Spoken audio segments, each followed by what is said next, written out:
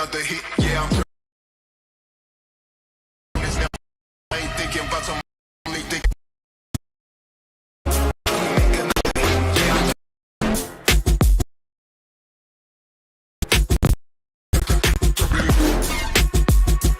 Yeah, I'm tripping. Make another hit. Yeah, I'm tripping.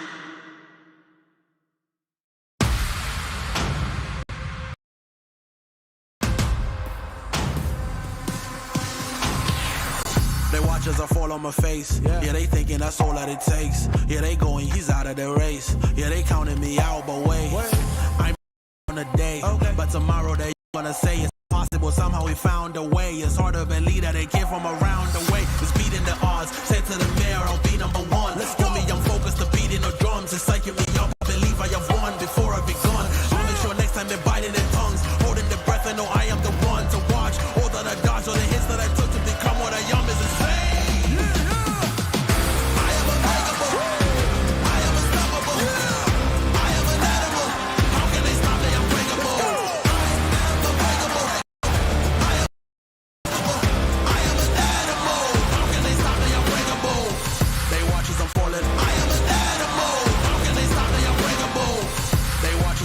Apart. So much pressure that calling it hard is an understatement. The scars are the proof it was deep, it was hard.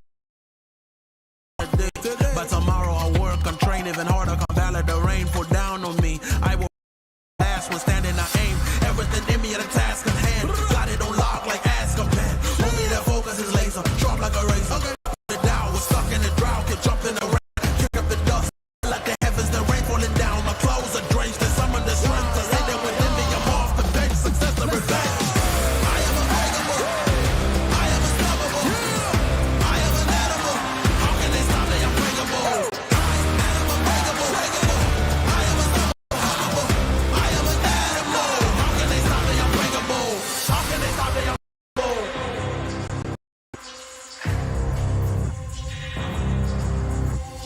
How can they stop me? I'm breakable.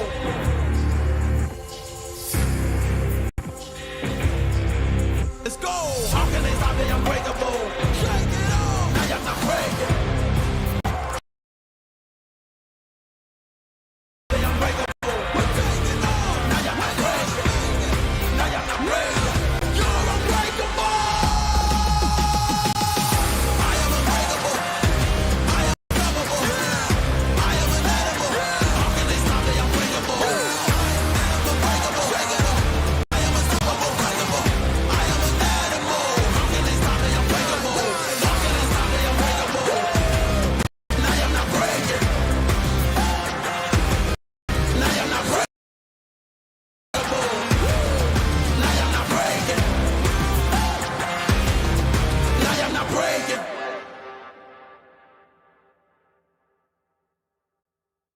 I said go and line up. Whoever got next is fine with us. Line up. I said whoever got next is fine. I ain't gonna let that slide. Think you fly, huh? Me and stay wheels up, it's a ride. Ain't no shortcut, heading to the top floors. Me and too smart to drop costs, and I got two fists of a problem. Nuisance, who's with anybody not me? They losing, I'm proof that even when you down, keep it moving. Movement is never gonna.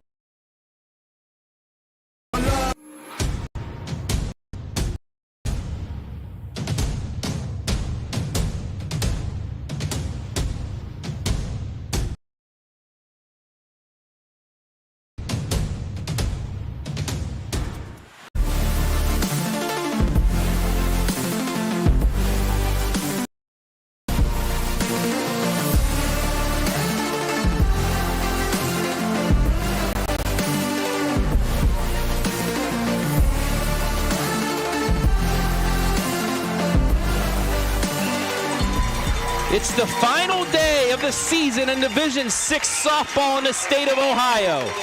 For the Danville Lady Devils, they're looking for its second ever state championship, but they face a Central District foe, the West Jefferson Rough Riders, in the final for the first time ever.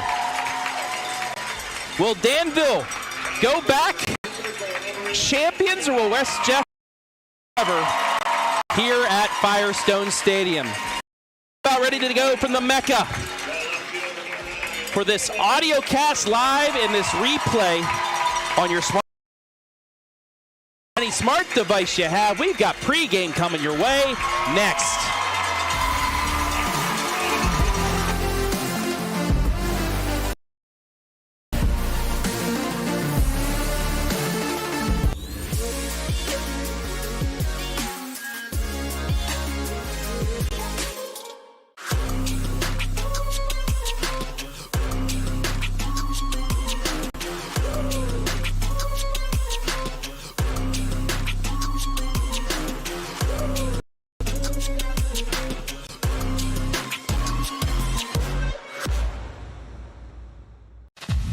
Do you know what it takes to get yourself and your family prepared?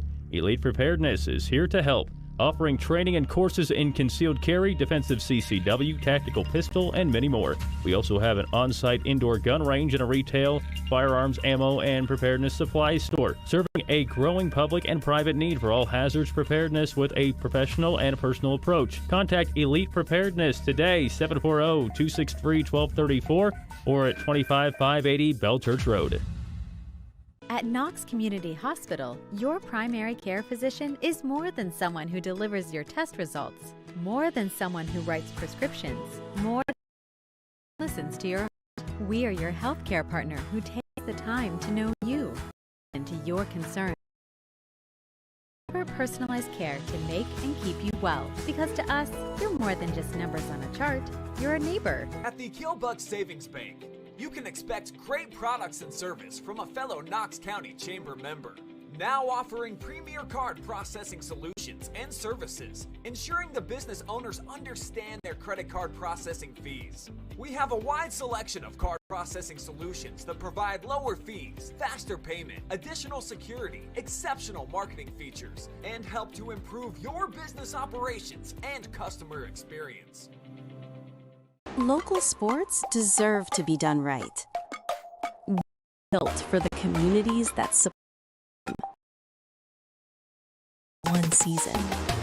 Every season matters, because every game tells a story, and those stories don't stop at the final buzzer. We're here for every moment, big or small. Watch anytime, anywhere on your schedule, and it's always. This is the future of local sports. This is the OH Report.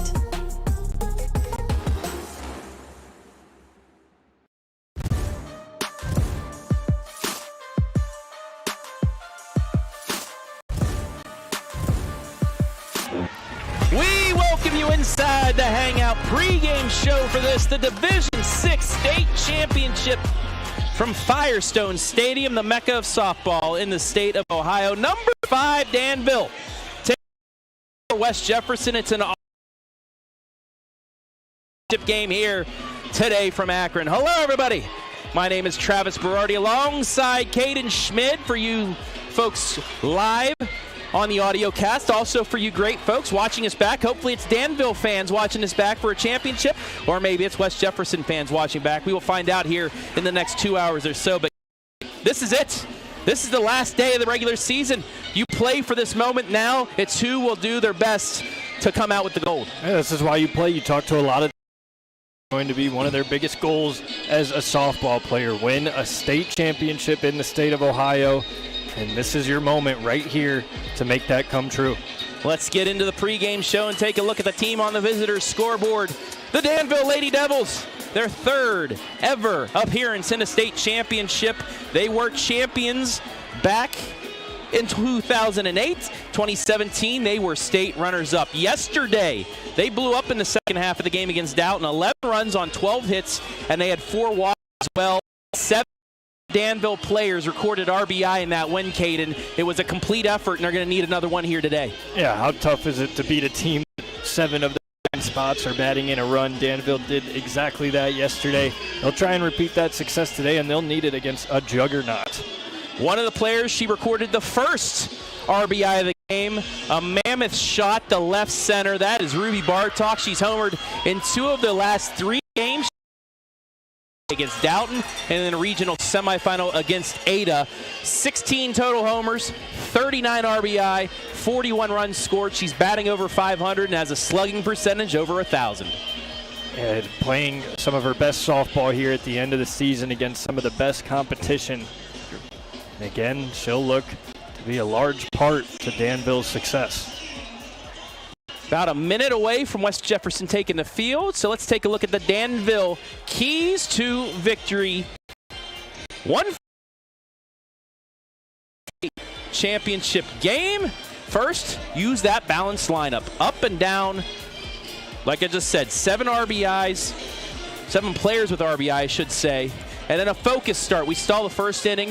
Couple mental lapses, allowed Dalton to score a couple runs. Got to shut that down. You get a shutdown inning early after batting. They're batting first, so they may be able to get some momentum that way. But off defensively, you get a shutdown inning early on, it gets you comfortable and it gets that momentum in your side. Yeah, try and settle in on that circle, and defensively as well. The whole team needs to come together, lock in. This is the state championship game. It's time to play your best softball. Now let's take a look at the team spotlight for the home squad. The number 4, West Jefferson Lady Riders, 25-5, 15-1 in the OHC. First ever championship appearance. They were in the Final Four in 2019, did not make it to the title game, however. They're batting .379 though as a team, and they have one heck of a pitching staff, including the one that's in the circle. I believe she's going to go to Missouri, even though she's still just a junior, and you'll see her in our player spotlight here momentarily. Her name, Jenna Mannon. She is our player spotlight, and just like most of these pitchers in the state Final Four, a hitter and a pitcher. .64 ERA, .57 whip, of opponent's batting average of 116, 259 Ks. Then on the other side, at the plate, .540 average, a 1481 slugging percentage, 19 homers, 58 RBI. She homered yesterday in the trouble, and after that homer, they basically walked her the rest of the game. They didn't even want to attempt pitching to Mannon. Missouri commit, only a junior. This in D6.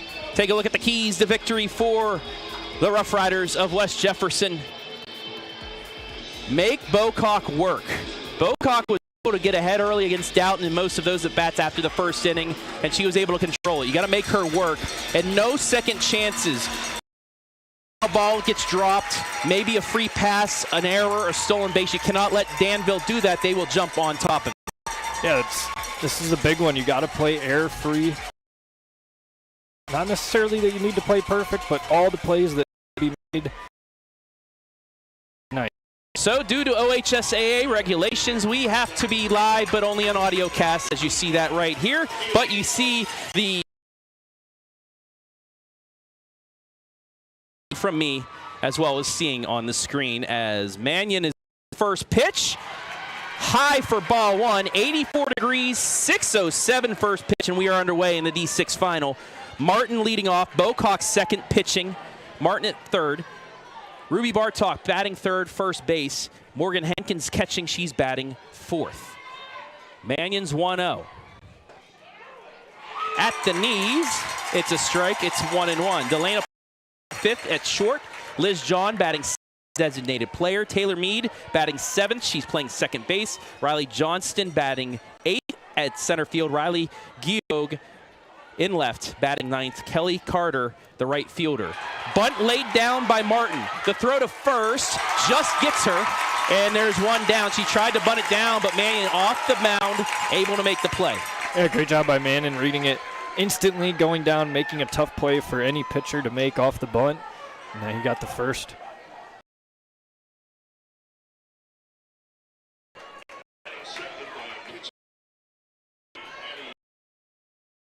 Bocock.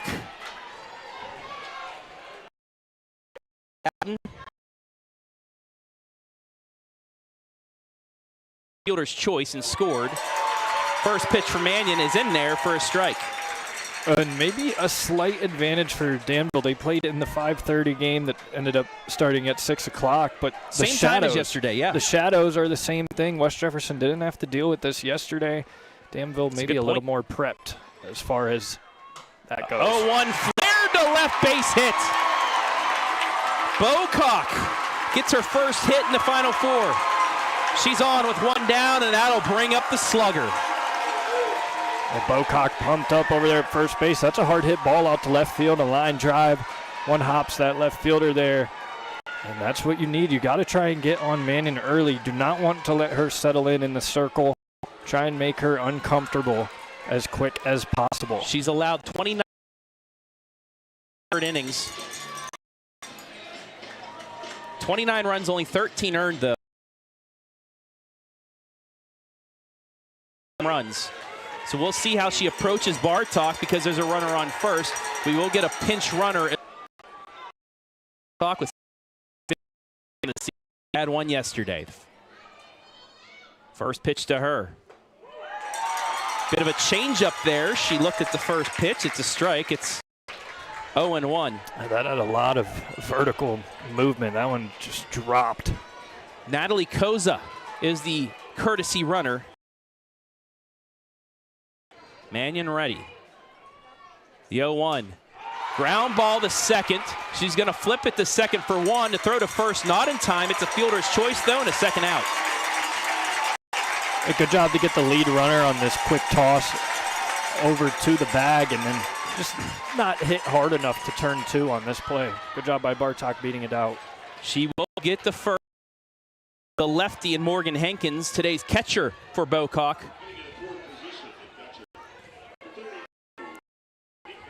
Hankins started off 0 for 2 with 2 strikeouts against May Simmons, but then finished with an RBI single in a run and a double. Finished 2 for 4. First pitch to her. Check swing, but she went. It's 0-1. Good movement outside. I was talking to Coach Duncan before the game.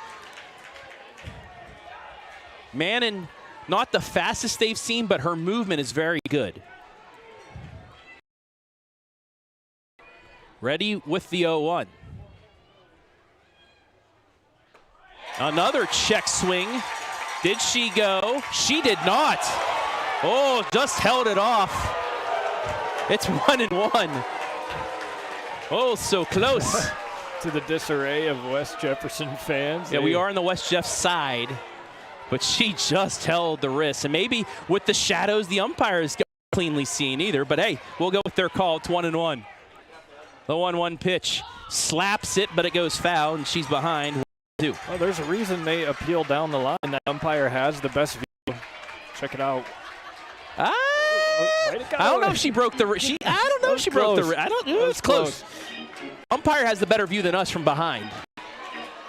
Who's a but the sun is in his eyes too. Yes. That shadow is going to expand as this game goes on. Gets her side now. She's ready with the 1-2. Ground ball towards second, underneath the second baseman's glove. Bartok's going to try and round for third. The throw is not in time, and the second is Hankins, and they have second and third with 2 down. Base hit by Hankins underneath the glove of the second baseman. And Danville in business with Parker up. He hit well up the middle. You got 2 now in the first inning, 2 outs. Try and string together some more. 3 for 4 yesterday. 3 RBI and a run scored.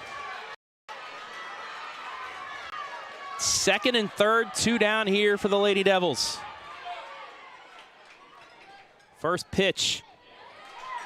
And she holds for ball 1.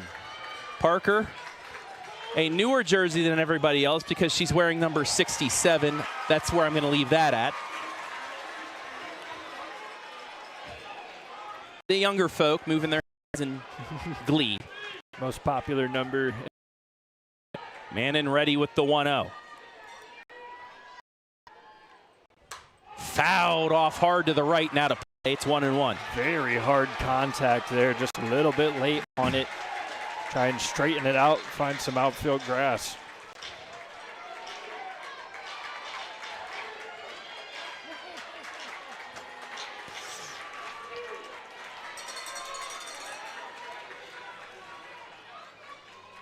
The 1-1. Little ground ball to Mannon. She throws it to first. She'll get out of the inning. Got the soft contact for the second time. Danville does get some damage done. No runs. They do get 2 left on. We played a half inning. It's 0-0.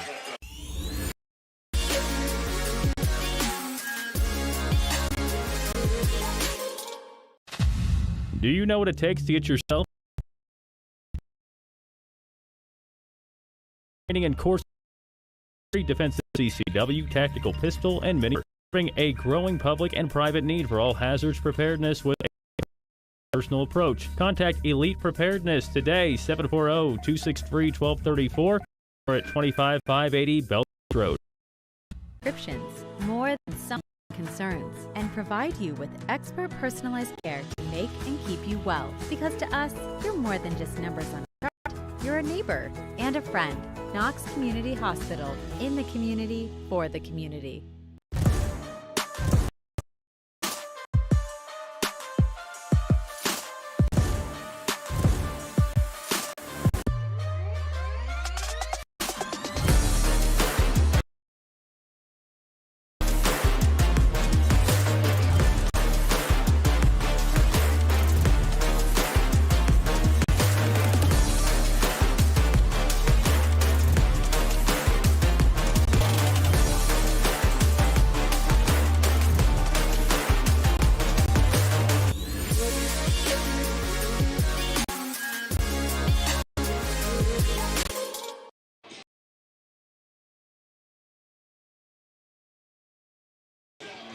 Into the circle, she broke a D6 state record for tournament game yesterday with 12 Ks, 9 hits, 4 runs, 2 earned.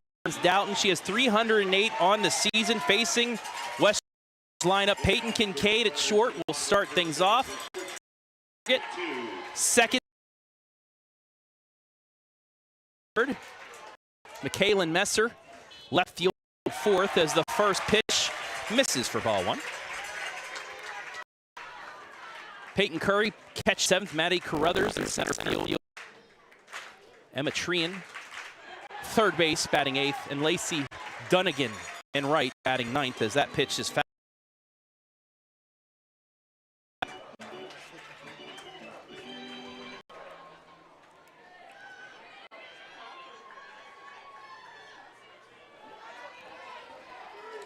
One ball and 1 strike to Kincaid. Line drive the right, but it's right at the right fielder. Kelly Carter one away. Yeah, hit hard, but as you mentioned, right at her. Able to take a few steps in and make the nice grab.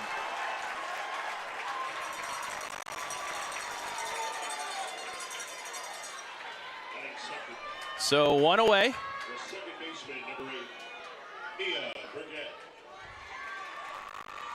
For Mia Burgett. She'll foul the first pitch off, and it's 0-1. Burgett on the season.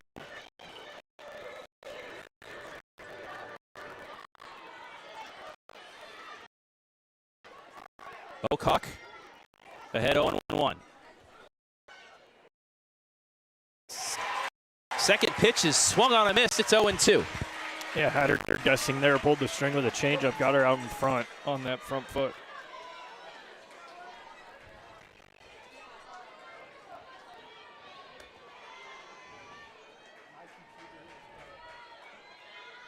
Oh, 2. Just misses for a ball. It's 1-2.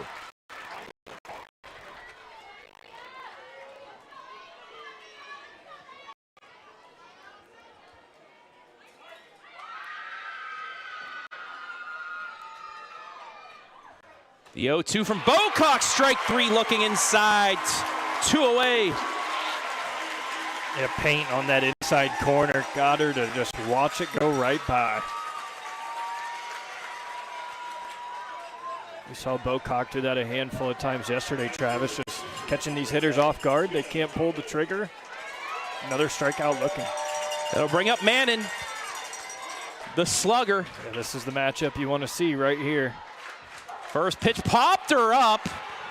Bartok makes the catch. 1-2-3 goes West Jeff in the bottom of the first. We played one in this D6 championship game. We are scoreless.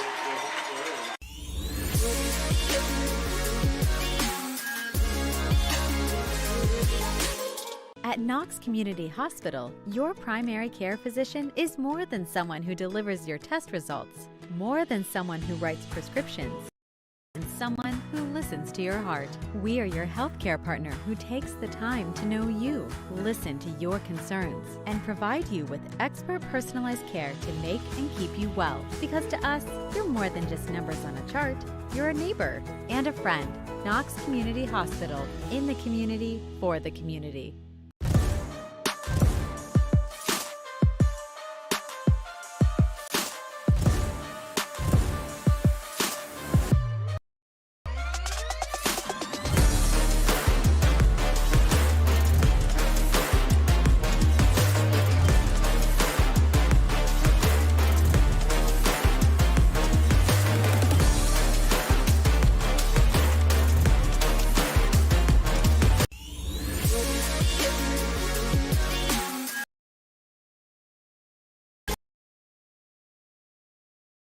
Second here in the D6 state championship. Nothing as Danville comes back with their 6, 7, 8 hitters. Travis Berardi back here, Caden Schmid on this special presentation live audiocast and replay. Full video audio replay here on the OH Report. And Danville did what we said they needed to in the keys. A strong start defensively. They do just that. 1-2-3 as John swings through that. It's 0-1. They did a little bit offensively as well in that first inning. So despite not getting any runs, I give them still about an A. Yeah, I mean, you want to get through the batting order. You want to see the pitcher as much as possible. They did a good job. Even though they didn't bring home any runs, they saw 5 different batters step up. John ready with the 0-1. Swing and a miss. 0-2.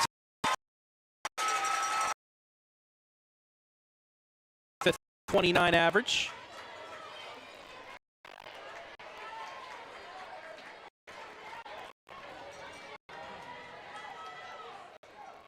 Mannon ready with the 0-2.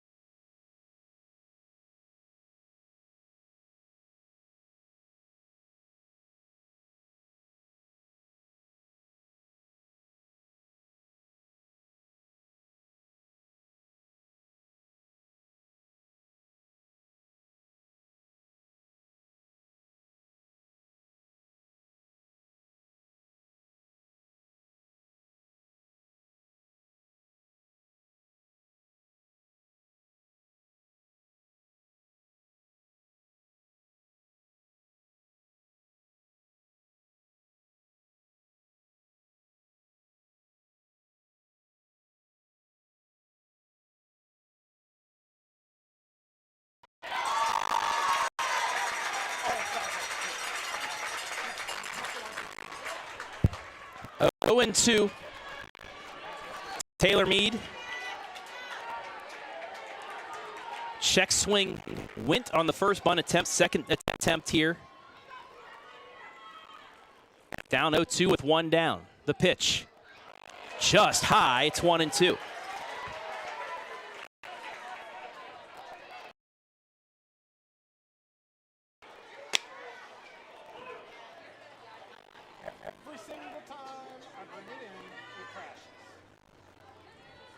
Mannon ready with the 1-2. High, 2-2.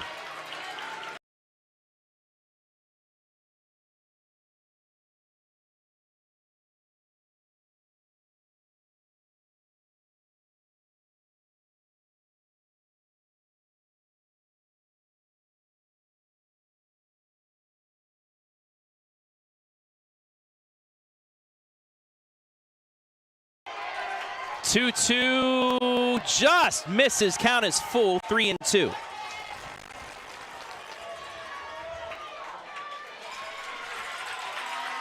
Check swing, a late appeal there down to first, did not go.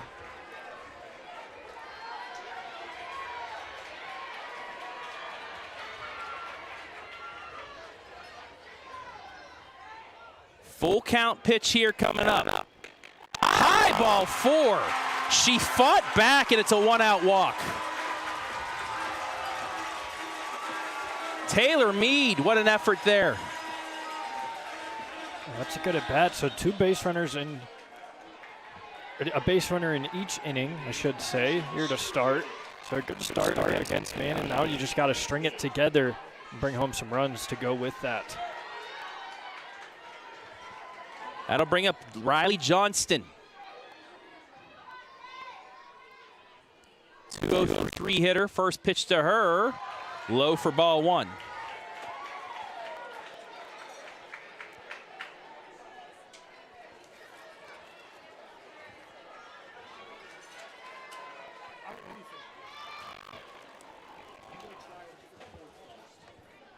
One ball, no strikes here to the 8 hitter from Danville. Fouled off, it's 1-1.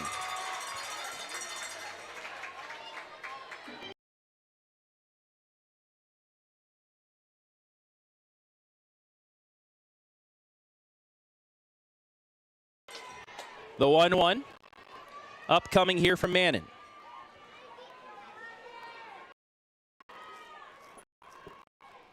Swing and miss on a curveball inside. It's 1-2. She went for it and bit. Yeah, a lot of movement. Completely fooled hitter on that one. That was a great off-speed pitch.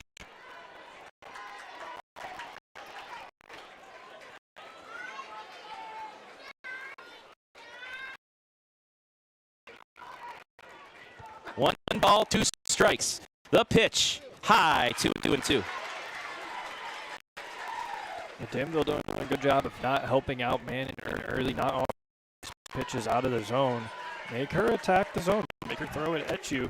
Do not help her out by swinging at pitches outside of the zone. 2 balls, 2 strikes to Johnston. The pitch, fouled it off. She'll go again.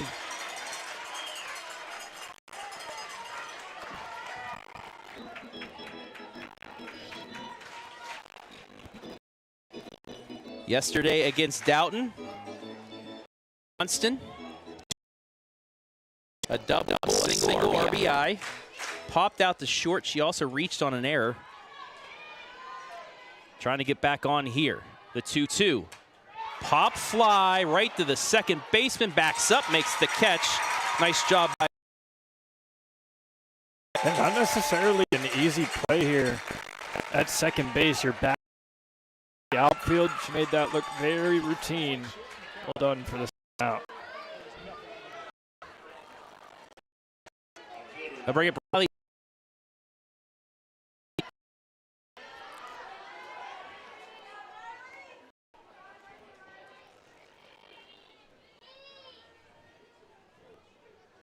First pitch to her, the 9 hitter swings through that changeup. It's 0-1.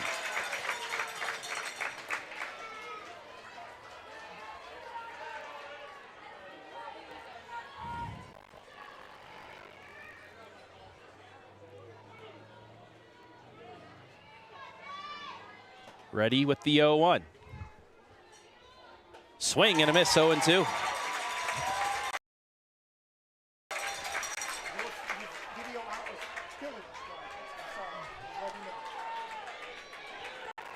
Mannon, a strike away from getting out of the jam again as the top of the order is on deck.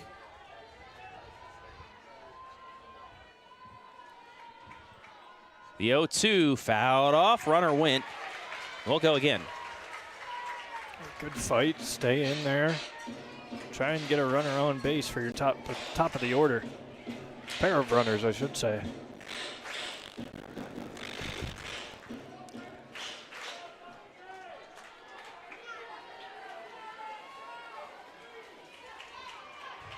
Runner on first, 2 down. The 0-2 to the 9 hitter.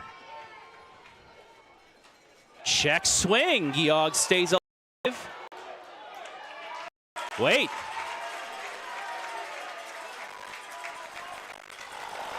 They say she didn't go, so the runner advances 60 feet. That one back, and instead of throwing down to second to try and get the steal, their first thought was to see if you get the appeal at first base. Did not go in your favor. So now a base hit gives Danville the lead. Geog, though, behind 1 and 2. Mannon ready. The pitch. High. We're even at 2. Danville work here. Yeah, Mannon has tried a bunch of times to get it upstairs out of the zone and get the chase, but Danville has just not offered. Coach telling me you're off with this crack of the bat. The 2-2. Low. That one's really close, Travis. That is a great take to run the count full. 3-2. Top of the order. The payoff pitch. Fouled off.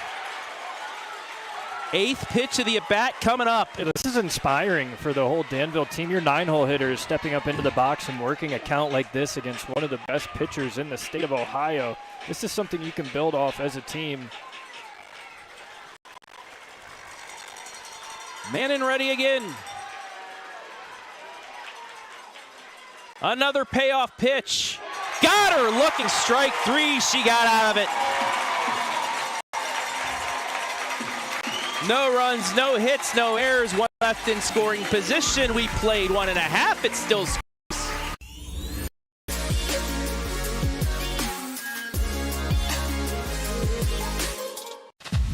Do you know what it takes to get yourself and your family prepared? Elite Preparedness is here to help, offering training and courses in concealed carry, defensive CCW, tactical pistol, and many more. We also have an on-site indoor gun range and a retail, firearms, ammo, and preparedness supplies store, serving a growing public and private need for all hazards preparedness with a professional and personal approach. Contact Elite Preparedness today or at 25580 Bell Church Road. At Knox Community Hospital, your primary care physician is more than someone who delivers your test results. More than someone who listens to your heart. We are your healthcare partner who takes the time to know you, listen to your concerns, and provide you with expert personalized care to make and keep you well. Because to us, you're more than just numbers on a chart. You're a neighbor and a friend. Knox Community Hospital, in the community, for the community.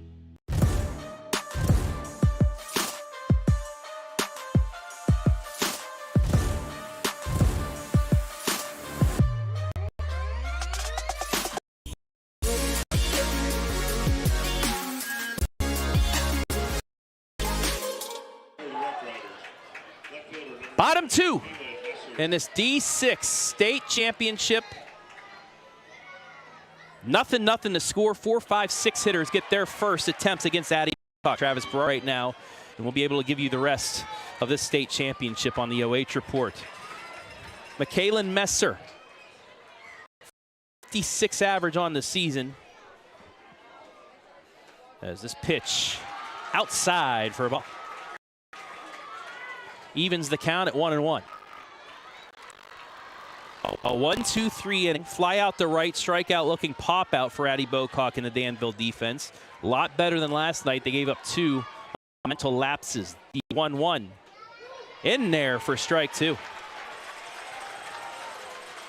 Now, we talked about May Simmons last night, Caden, where she was able to find that outside corner work in and out. Bocock more works all the way around the zone. That's what throws hitters off and why she has over 300 strikeouts. The 1-2 change up, and it's short. We're even at 2. Well, as a hitter, to make the job easier, you want to kind of split the plate in half. You know, in this at-bat, I'm looking inside. I want to hit the ball here. At this at-bat, I'm looking outside. Bocock does not give you that grace. She's going to throw it all over the zone. Ready with the 2-2. Swing and a miss, strike 3. 1 away. That's her biggest weapon right there, the swing and the miss. Strikeout 310 on the season for Addie Bocock. There's one away. Now for the catcher, the 5-hitter, Peyton Curry.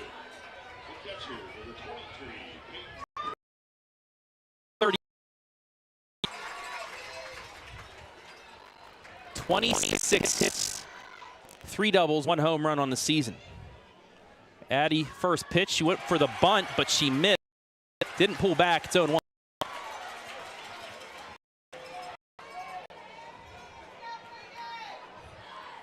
Talked about how it's great to see pitches the first time around, and you really get going second time around. Danville will get that in the top of the third.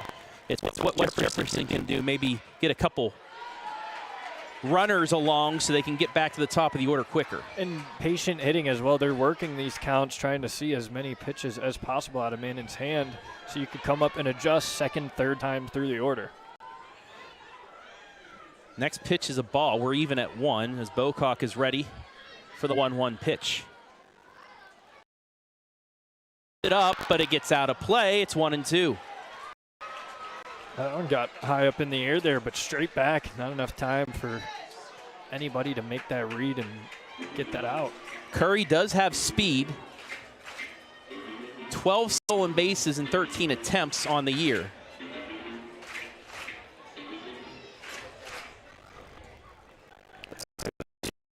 To not allow to get on the base path, she can cause havoc.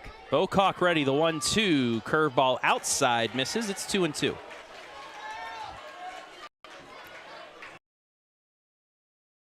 OH Report fans, Waynedale's playing for a regional championship right now. They were up 4-0. Poland Seminary loaded the bases, but got 1 run out of it after a double play ended the inning. They'll go to the 7th there in Massillon. The 2-2 here, just missed outside. Count is full. And again, the ump halfway lurged up and said, well, no. We've seen both these fan bases now get excited, thinking it's strike 3, and then it's not. It's ball 3 instead. At bat continues. Bocock back in the circle. Her 3-2 pitch. Swing and a miss, strike 3. 2 down. Back-to-back Ks for Addie. And her heater is ramped up right now. She is blowing it past these West Jefferson hitters. If she can find this off speed and locate it on the she's trying to, whew. Rough Riders are in for a long afternoon if she keeps dealing like this. That'll bring up Haley McBrayer. Batting well over 400, 439. Fouls that off for strike 1.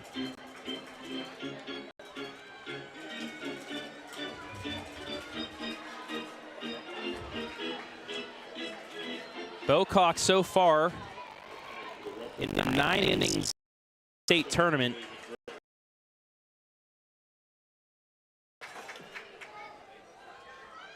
Her 1. Swing and a curve. She's ahead 0-2.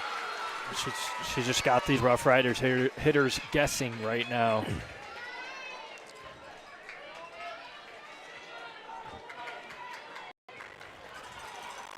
Balls, 2 strikes. Bocock can now really work the zone. A couple pitches to give. The 0-2. Ground ball past her up the middle. It's a base hit. It's a beautiful piece of hitting here, just staying on it. Soft swing, got contact, drove it up the middle. Take a look at the replay. Yeah, just past the glove of Addie. And inning continues after the first hit by West Jefferson today. He'll bring up Maddie Carruthers, the center fielder, batting .333.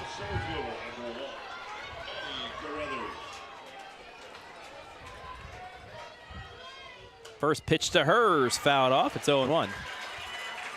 And you talked about the shadows. They have now taken over the circle. The fielder's still in the sunlight, but the pitcher and catcher not.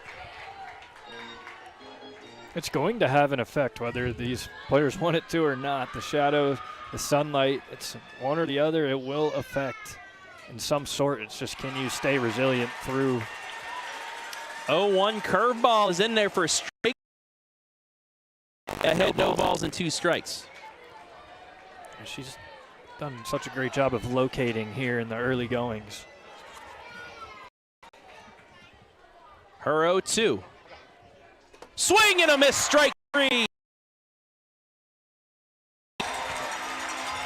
No one hit, one left on. 3 Ks for Bocock in the bottom of the second. We are scoreless after 2.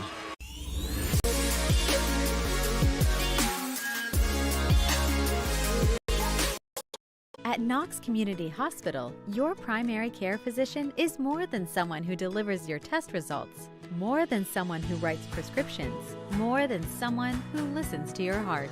We are your healthcare partner who takes the time to know you, listen to your concerns, and provide you with expert personalized care to make and keep you well. Because to us, you're more than just numbers on a chart. You're a neighbor and a friend. Knox Community Hospital, in the community, for the community.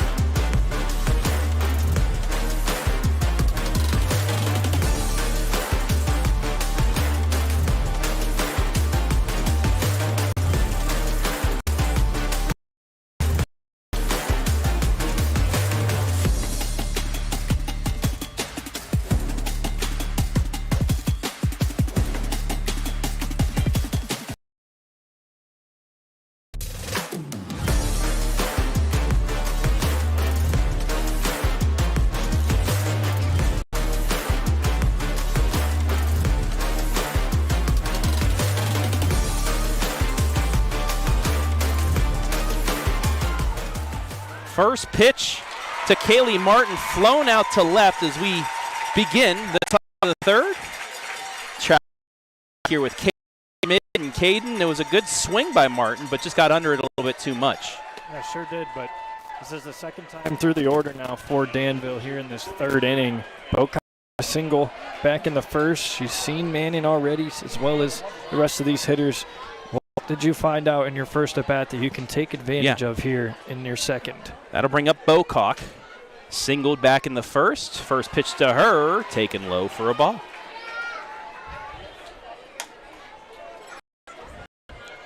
Addie already with 4 strikeouts through 2 innings. But again, that's that first time through the lineup for West Jefferson. Against Bocock the second time through, they'll have 8-9 in the bottom as Bocock immediately looks over and says, I shouldn't have swung at that, but it's a check swing foul. She's upset that she did make a little bit of contact with that. That one was a little bit high. Just couldn't keep the bat back enough. She does have power, 6 doubles, a triple, and 3 home runs. As time will be called by Mannon. Outfield kind of shading her to the left. Pull side. As Mannon ready again. Swing and a miss on the low fastball. It's 1-2.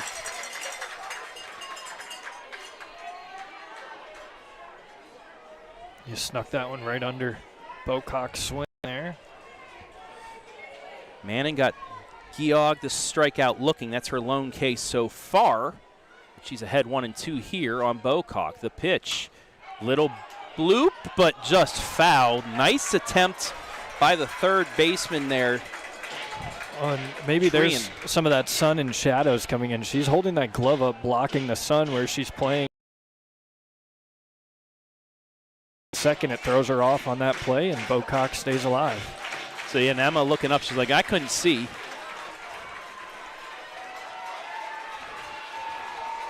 Shortstop Kincaid her eye.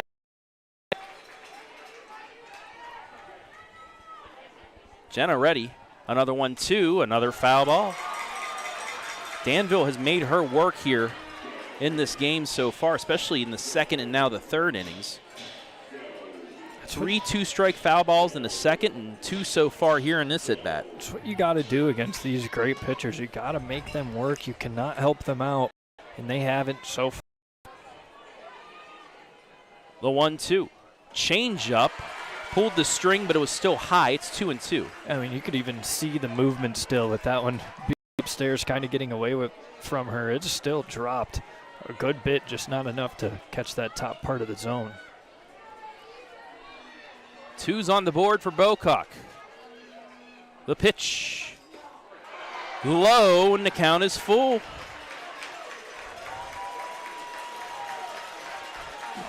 Danville very patient here so far in this one. Ruby Bartok on deck.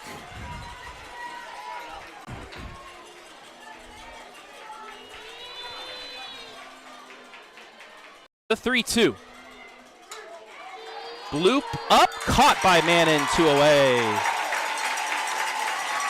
Off the end of the bat, just a little blooper. And there will be nobody on with 2 down for Bartok. And you talk about the movement on Mannon's pitches. That can be the result when there's a lot of movement. They could just kind of miss it, and it's just a soft little tap back to Mannon in that circle. She runs up, makes a nice grab for the second out. To a fielder's choice back in the first inning. Move to swings through that one. It's 0-1. Yeah, you mentioned it in the opener. Bartok is a player that can change the game with one swing of the bat. Second time through for her. This coach has some words of encouragement.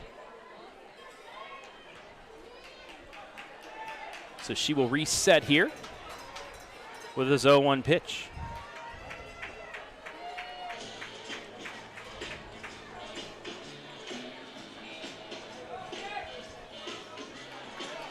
Umpire back and ready to play now on this 0-1.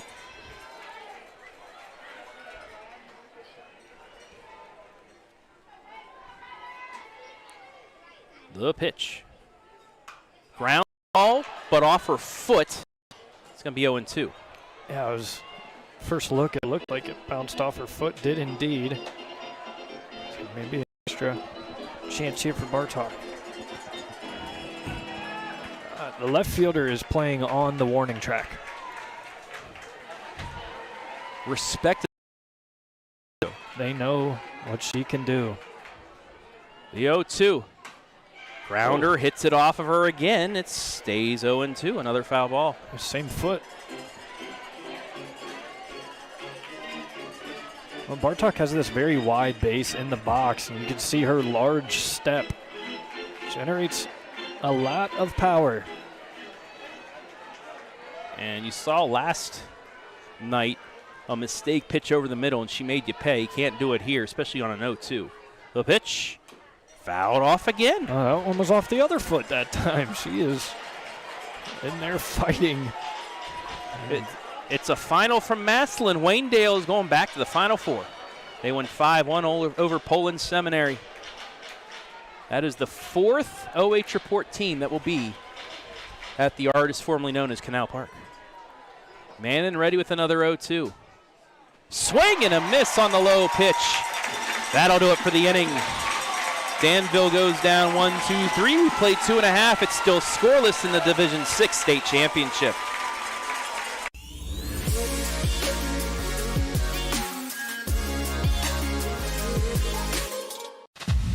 Do you know what it takes to get yourself and your family prepared? Elite Preparedness is here to help, offering training and courses in concealed carry, defensive CCW, tactical pistol, and many more. We also have an on-site indoor gun range and a retail, firearms, ammo, and preparedness supplies store, serving a growing public and private need for all hazards preparedness with a professional and personal approach. Contact Elite Preparedness today, 740-263-1234, or at 25580 Bell Church Road. At Knox Community Hospital, your primary care physician is more than someone who delivers your more than someone who writes prescriptions, more than someone who listens to your heart. We are your healthcare partner who takes the time to know you, listen to your concerns, and provide you with expert personalized care to make and keep you well. Because to us, you're more than just numbers on a chart. You're a neighbor and a friend. Knox Community Hospital, in the community, for the community.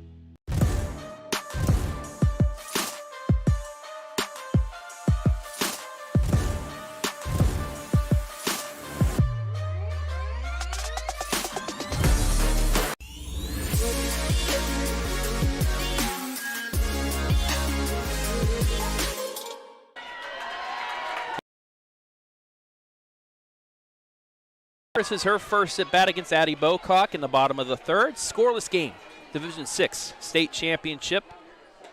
She swings through that for strike one. She's a .228 hitter on this season. She does have 5 doubles and a home run, although. So if she gets a hold of one, she could drive it.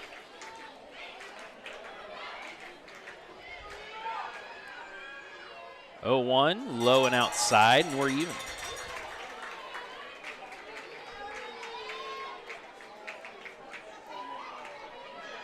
Addie with 2 consecutive strikeouts to start the second. Gave up a single and they got a strikeout to end it. She's at 4 Ks so far. The 1-1.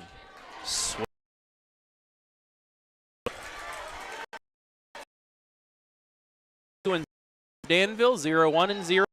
Jeff. And this is the feeling of the start of last night's game.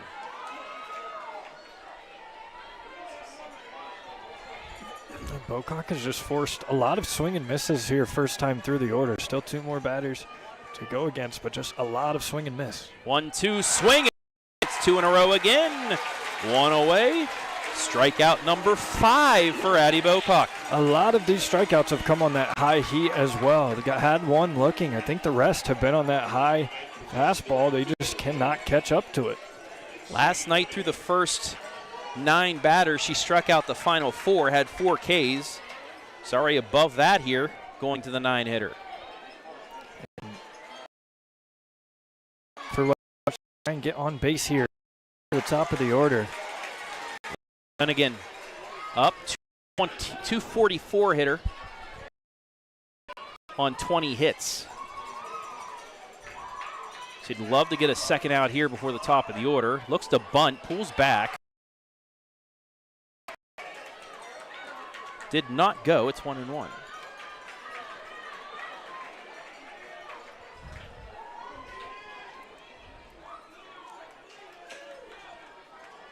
The 1-1, and that is a balk, I believe. Yes. Slipped. It's 2-1. Well, luckily no one on base, so it doesn't affect much. Don't have to worry about a runner advancing. Kind of a miss. It's 2-2. Respond right there. Just power it past the hitter.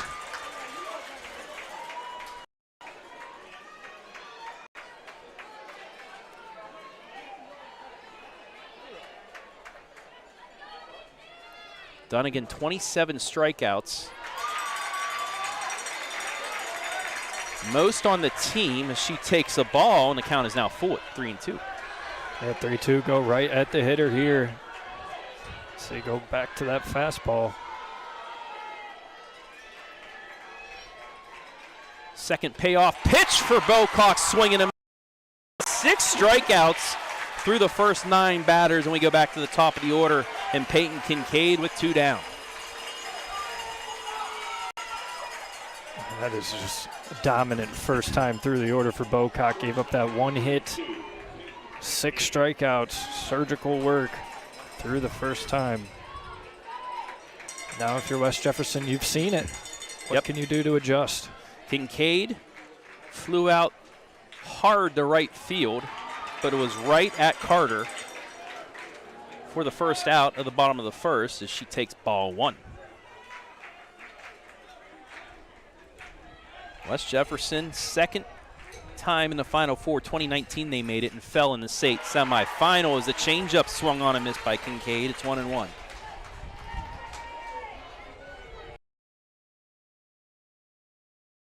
It off 1-2. They beat North Union 6-1 and lost to Austintown Fitch, who was in the Final Four 9.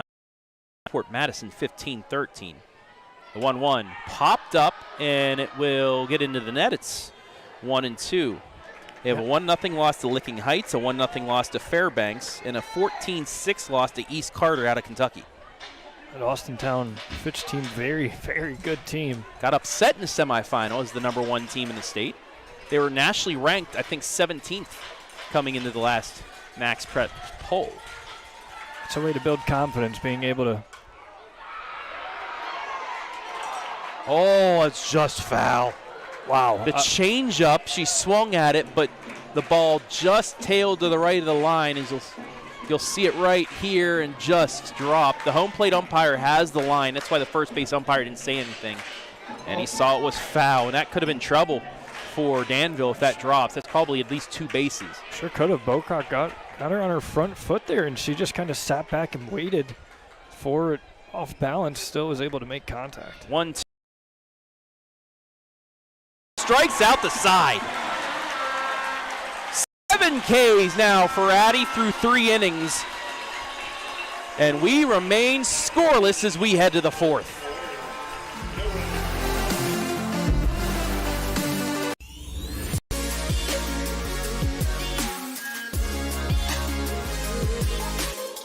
At Knox Community Hospital, your primary care physician is more than someone who delivers your test results, more than someone who writes prescriptions, more than someone who listens to your heart. We are your healthcare partner who takes the time to know you, listen to your concerns, and provide you with expert personalized care to make and keep you well. Because to us, you're more than just numbers on a chart. You're a neighbor and a friend. Knox Community Hospital, in the community, for the community.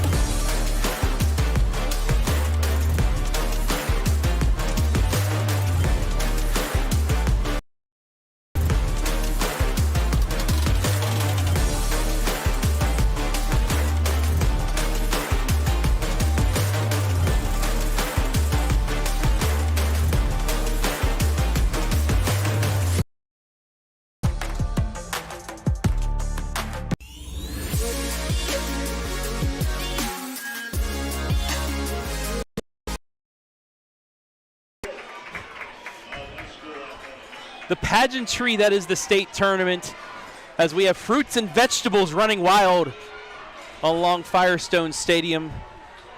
Audio fans, you get to watch this as well. Peapod versus Grapes, both wearing blue, both Danville kids. And that was an easy win for Mr. Pod as the vegetable beats the fruit once again. Kids, eat your fruits and vegetables. Maybe you'll be a commentator like me one day. Morgan Hankins will lead things off. 4, 5, 6 hitters due up for Danville for the second time against Mannon. And Hankins ahead, 1 in the first inning, 1 of 2 hits by Danville, first time through the lineup. Hankins 5 homers on the season, although the wind is blowing out to left field. The 1-0 check swing, that goes foul, and we're even at 1.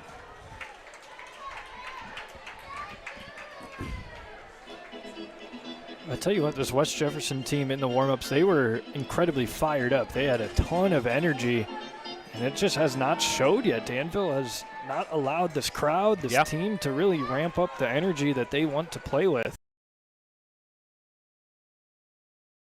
The 1-1. Looked for the slap, but pulled back. It's 2-1. Now, I did see West Jefferson. They were actually the fast pitch machine out in center field. Didn't know you were allowed to do that, but apparently you are in OHSAA tournament play. Expecting speed, but with the ability to move the ball around, still you can't that. High pitch, it hits the glove of the catcher, then the mask of the umpire, and it's a 3-1 hitter's count.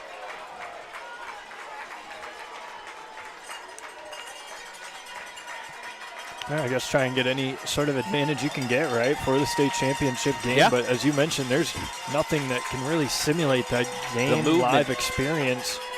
And every pitcher is so different, from the motion to the form to the... The 3-1 pitch.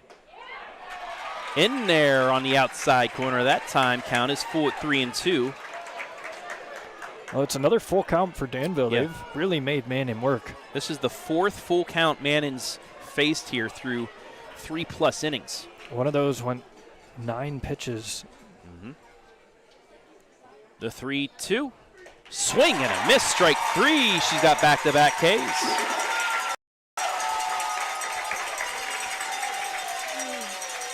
And Mannon's starting to settle in.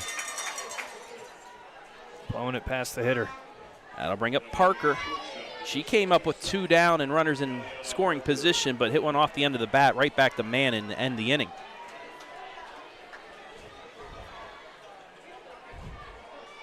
It was the 3rd strikeout of the day for Jenna. Ground ball left of third, though. It's foul, 0-1. And you could see the movement affecting these Danville hitters a little bit. They've been on top of it a bunch, kind of hitting it into the ground. Find a way to adjust to the vertical break, try and hit it on the nails.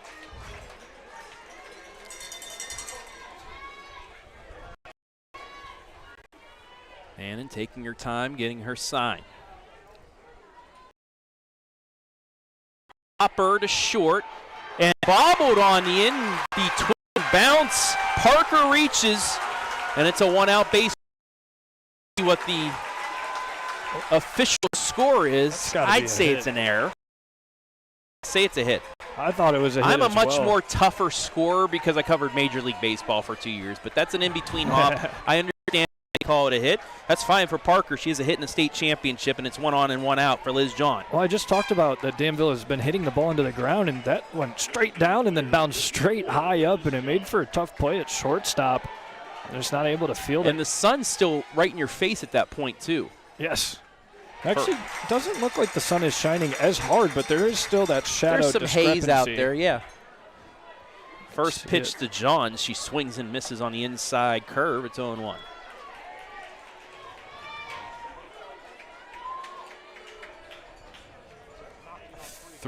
Just about 300 to you listening. Thank you. The 0-1. Looking the bunt, places it down perfectly down the third baseline. The first is in time. 5-3.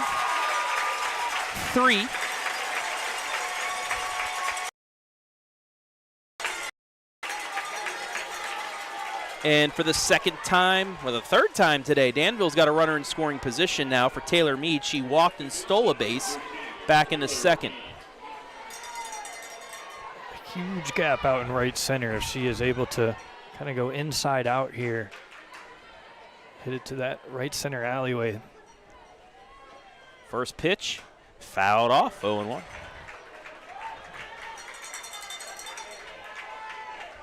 A reminder for you OH Report fans, I see Mr. Tim Nicewander and the Madison Lady Rams here watching the game tonight. We will have Audiocast video restream of the D3 semi in Louisville, 10 a.m. tomorrow. Stream afterwards on the OH Report. The 0-1. Ground ball to short. Up with it, throw to first, and West Jefferson will get out of the inning. No runs, 1 hit, 1 left on. We're halfway through the D6 final.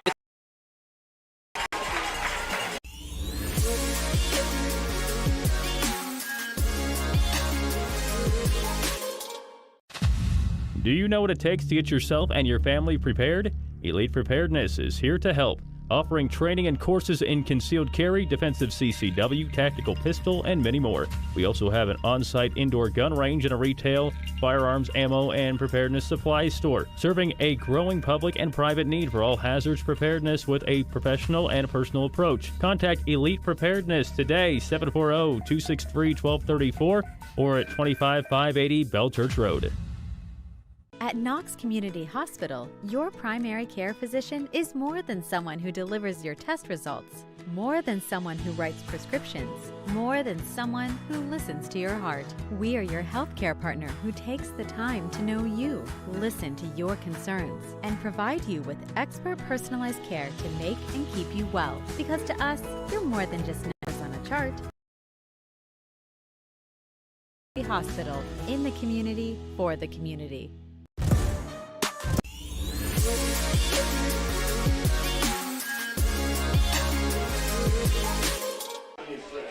Bottom of the fourth. 2, 3, 4 hitters. Very good once again, allowing only 1 hit, 7 strikeouts through the first 10 batters, as Burgett will get her second chance. She struck out looking in the first inning, swings and misses at the first pitch. Mannon on deck.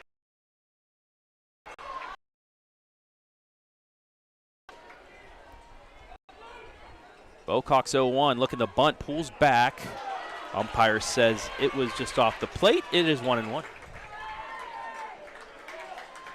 So we will have the Madison game tomorrow. If they win, we'll have a stream on Saturday for the championship game. If not, tomorrow is going to be our last softball stream, as that one inside.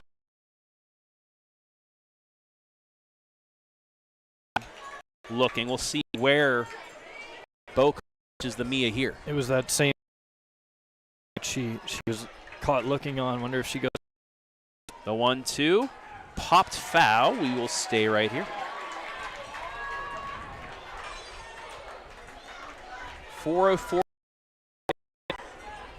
42 runs scored. That's second on the team behind Mannon. More likely because she gets on base and Mannon hits her home. The 1-2 again. Got her looking on the outside corner.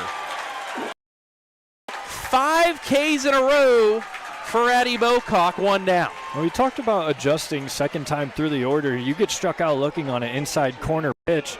Well, you're going to start getting ready for that inside corner. Bocock comes back up, second time facing her, gets her looking on the outside corner. So Bocock is just dealing right now, doing anything she wants in that circle. She's trying to break her own record here. Yeah. First pitch just inside on Jenna. It's 1-0. And both ways, this is the matchup, right? Oh, yes. These two are so those two going and then against each other. Bartok for Danville against hers. That pitch outside is Addie doesn't throw a mistake here to the slugger.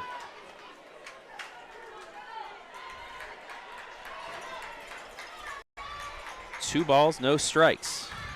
The pitch inside.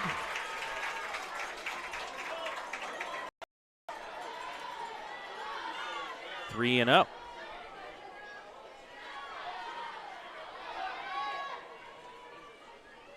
The ground ball foul. Scoreboard reads 2-2, but I think it's 3-1. Until I see the umpire put up his hands, we're going to say it's 3-1. This is the spot to do it. 2-2. Nope, it's 2-2. Danville will take that even better. The 2-2 pitch. Ground ball foul will go again. Yeah, she's ready for that inside pitch. She is on top of it. Hit it off the handle or on the end of the bat as Mannon shakes her hands, and I've had that feeling many times playing baseball when you jam yourself and it just vibrates hands and hurts. Yeah, that bat has a lot of shake movement on those type of swings. It does not feel good. Another 2-2. Popped her up again. Backtracking, making the catch is Parker for a huge second out. A great communication here. Calling off your third baseman. This is your play as the short. A nice grab. That'll bring up Messer. And Mannon's popped up now twice. To the infield, one to the left, one to the right.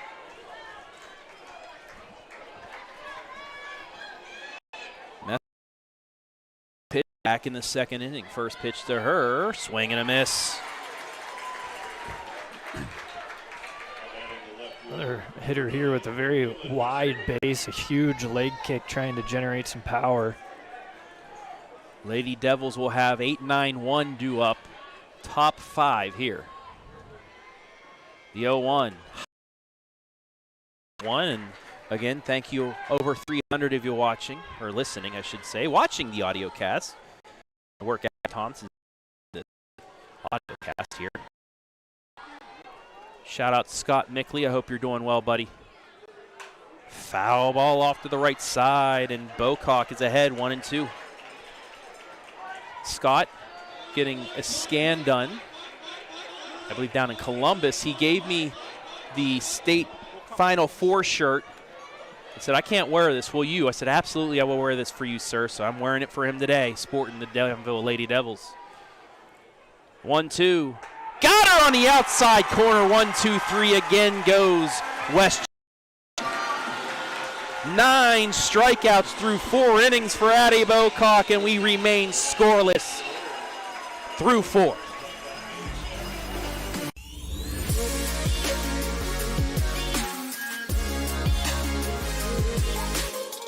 At Knox Community Hospital, your primary care physician is more writes prescriptions, more than someone who listens to your heart. We are your healthcare partner who takes the time to know you, listen to your concerns, and provide you with you well, because to us, you're more than just numbers on a chart and a friend. Knox Community Hospital, in the community, for the community.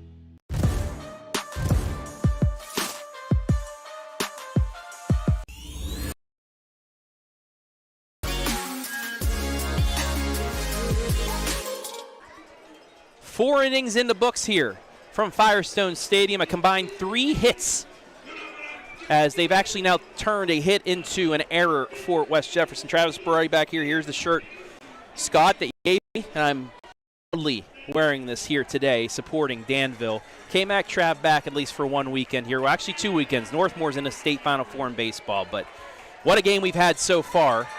Caden Schmid, thank you. You can get this off of me. I don't want anybody's eyes hurting. I got to keep it on you, Travis. You're who we come to see. Oh, yeah. So that Parker hit is now changed to an E6.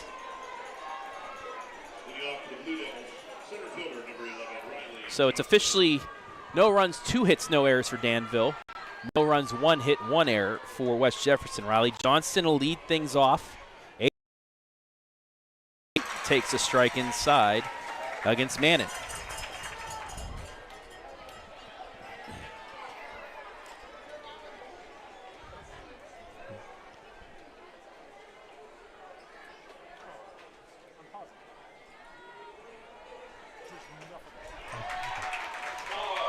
That pitch just missed to even the count, to the dismay of the fans on our side, the West Jefferson fans. Like this, just going at it throughout the early goings, first half of this game, rather. It gives that other pitcher confidence. Like they want to come out and do the same thing, if not better, than what their matchup is doing. Oh, 1-1 bunt popped right to Mannon. 1 away. Tried to steal Mannon, who was running in again.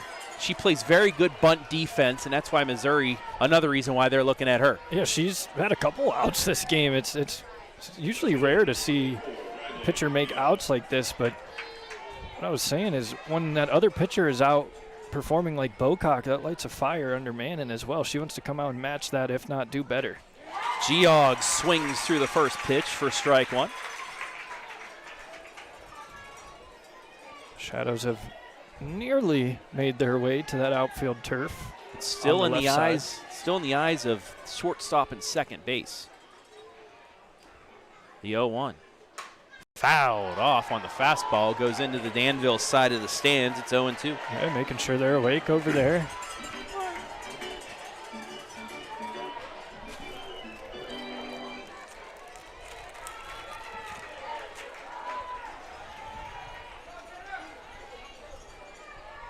Mannon looking for strikeout number 4. She had 10 yesterday. The 0-2, bouncing. Tried the changeup, pulled the string a little too much.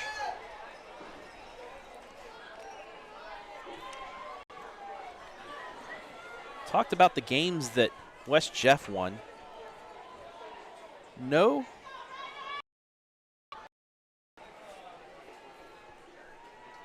Bigger win for Danville than against Doughton is the 0-1-2 inside corner, strike 3. 2 down for the top of the order. Danville, they started off strong, 4-1. Their lone conference loss coming then 1-0 to Centerburg. They lost to Olentangy Berlin and Centerville, 3-0, 8-7 midway through the year. Then to Hillsdale, 11-2 in the Mid-Ohio Classic. And Licking Valley before the tournament, 2-0. But some very, they're losses, but you can call them quality losses for the squad, getting them ready. They're good teams, and yes, that's you want to face those teams in the regular season. Prepare yourself for these great teams you're going to play when the tournament comes. First pitch to Martin bounces in there. It's 1-0. She flew out the left to start inning number 3.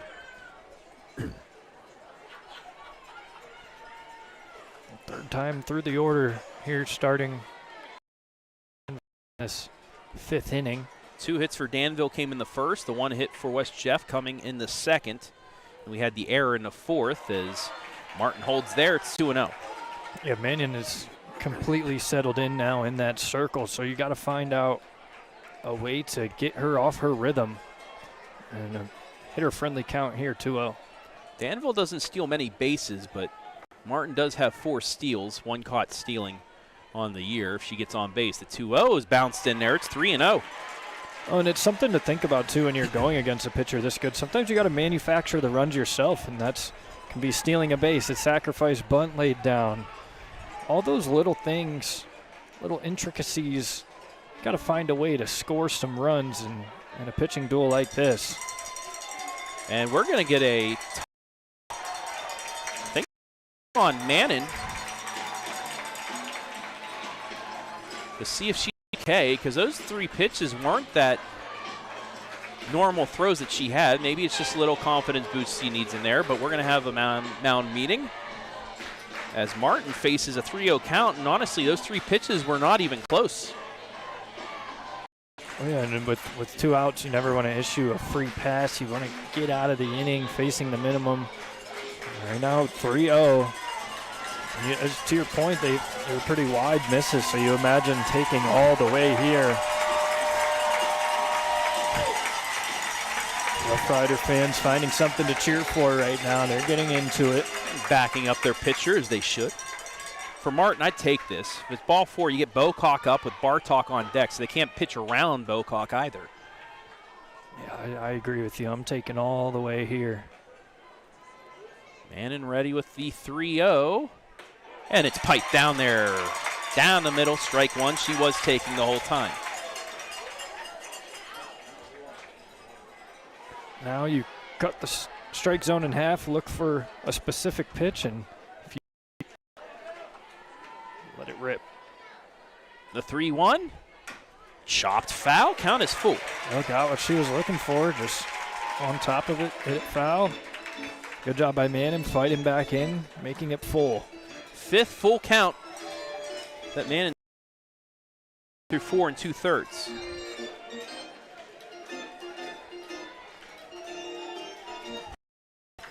Three balls, 2 strikes, 2 outs here in the top of the 5th. The payoff pitch. Swing and a miss, so the mound meeting works. As Manning gets back-to-back Ks to get out of the inning. 1, 2, 3. We played 4.5. Still scoreless.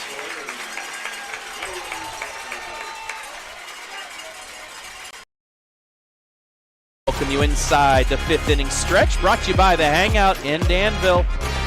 Not much going on here in this D6 state championship game, offensively at least. Mentioned Danville, their hits coming in. Hit coming in the 2nd inning, and then Danville reaching on. Look at the score line. No runs, 2 hits, no errors for Danville. No runs, 1 hit, 1 error for West Jeff. But it's been all pitching. Addie Bocock coming up big as the senior so far through 13 batters, 9 Ks. Allowed 1 hit up the middle. That was with 2 outs in the 2nd. A fly out the right, a pop out the first, a pop out the short, and that is it. 1 hard hit ball, and that was the first batter of the game for her. It's been probably the most swing and miss we've seen so far this early weekend, extended weekend. I know it's Thursday, but I mean, this is the pitching duel we expected coming into it. We knew the matchup, we knew what it was, and they have absolutely delivered. And they're just trying to go band for band right now, going pitch for pitch, trying to outperform Bocock. Junior experience to outclass the junior. That'll bring up Curry. Struck out on a full count pitch in the 2nd. Swings through that one for strike 1. Nothing in the 5th. Bocock also going to pitch at the college level. She's going D2. Hey, D2, just as. Yes, it is. It sure is. I've seen some great. Now, Bocock, throw to first, got her. Tried to start something with the bunt, but Addie fielding it and snapping it to first in time. 1 down. I like the idea. It was well placed, but Addie not running forward, was running off to the side. She's a little bit different of a pitcher in that sorts than Mannon. And she makes the play as McBrayer comes up. 1 for 1. She has the lone hit. She fouls off the high fastball. It's 0-1. And back to that bunt. That was not an easy play for Bocock to make, but she was calm. She didn't rush it. She fired over to first in time, trying to beat the speed down the line. PFP, pitchers fielding practice.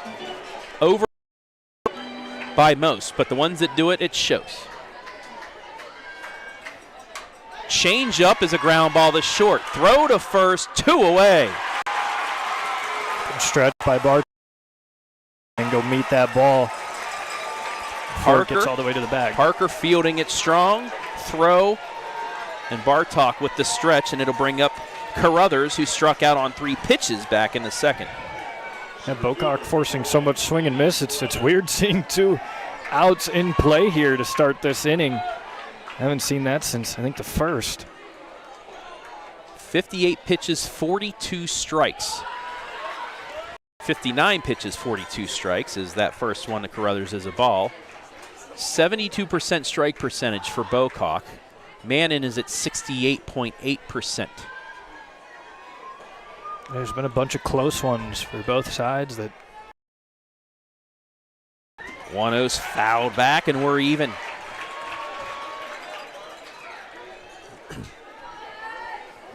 I'll tell you what, Travis, offense is what sells, but this has been an exciting watch.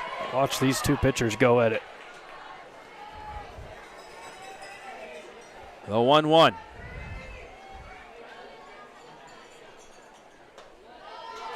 Misses outside. It's 2-1.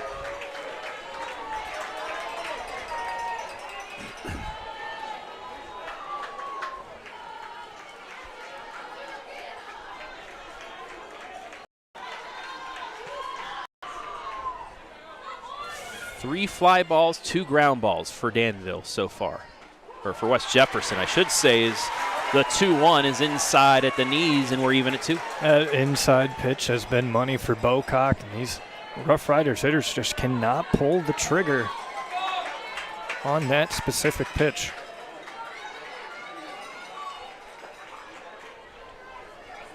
Bocock even at 2. The pitch.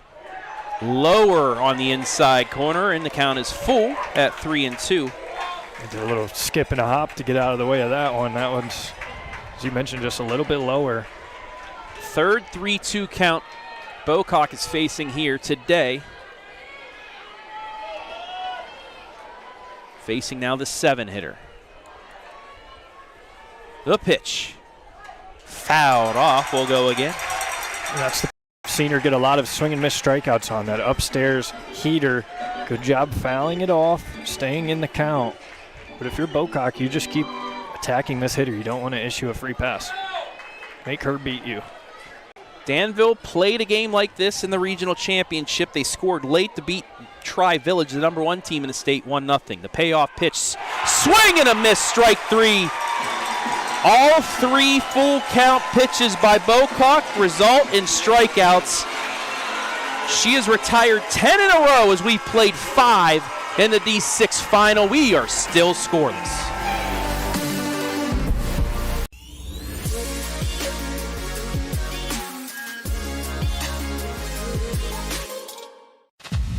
Do you know what it takes to get yourself and your family prepared? Elite Preparedness is here to help, offering training and courses in concealed carry, defensive CCW, tactical pistol, and many more. We also have an on-site indoor gun range and a retail, firearms, ammo, and preparedness supply store, serving a growing public and private need for all hazards preparedness with a professional and personal approach. Contact Elite Preparedness today, 740-263-1234, or road. At Knox Community Hospital, your primary care physician is more than someone who delivers your test results, more than someone who writes prescriptions, more than someone who listens to your heart. We are your healthcare partner who takes you, listen to your concerns, and provide you with expert personalized care to make and keep you well. Because to us, you're more than just numbers on a chart. You're a neighbor and a friend. Knox Community Hospital, in the community, for the community. Yep. To the 6th we go. Addie Bocock, first pitch. She fouls off the changeup. 1 for 2 on the day. Nothing into the 6th. 3 combined hits, 1 error. That's it so far. Danville has worked a walk as well, but that's all. 2 great pitchers throwing 2 great games so far. Big chance for Danville with their 2-3-4 due up now. The pitch inside bounces. It's 1-1.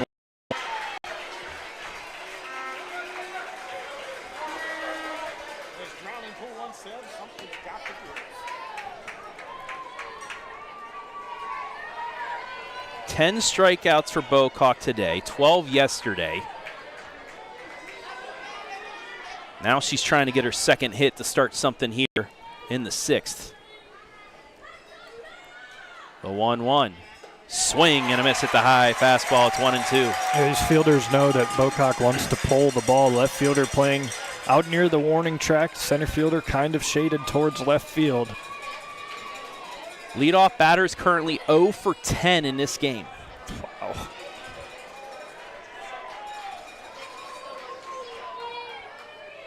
The 1-2.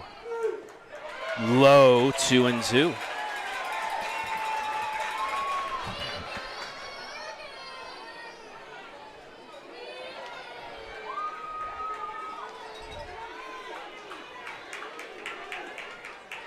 Ruby Bartok on deck.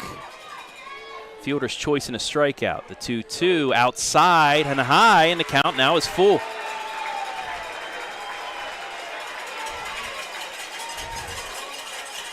It was a full count 2 innings ago to lead off the inning, and Henkin struck out swinging. Mannon getting her sign from the dugout. She's ready. The payoff pitch. Chopper to third, bobbled by the third baseman. The short throws it to first. That's a 5-6-3 put out, 1 away. Yeah, great focus at shortstop there. Goes off the third baseman's glove, but you're able to stay dialed in on the ball, scoop it up, fire over to first in time. Well done there for the first out. And here comes Ruby.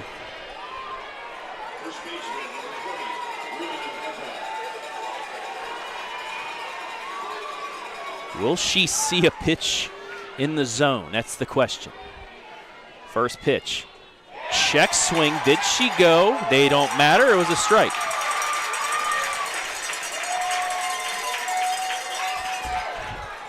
Ruby didn't like that pitch. You don't got to swing at everything, even though it's a strike. Until you get two strikes, then you got to protect. The 0-1 inside. Where Hinkins is on deck.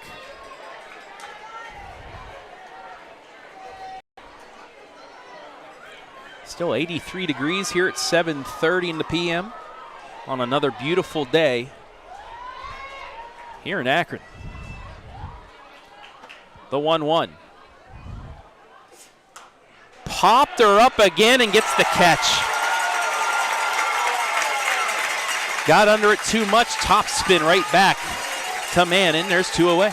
There's just so much spin and movement on these Mannon pitches. Leads to plays of times already. Just enough rise on that to get you to pop out. It just gets up on you, and all you can do is a soft tapper just like that. It's the 3rd time Mannon's made a catch on a pop-up, and that will bring up Hinkins.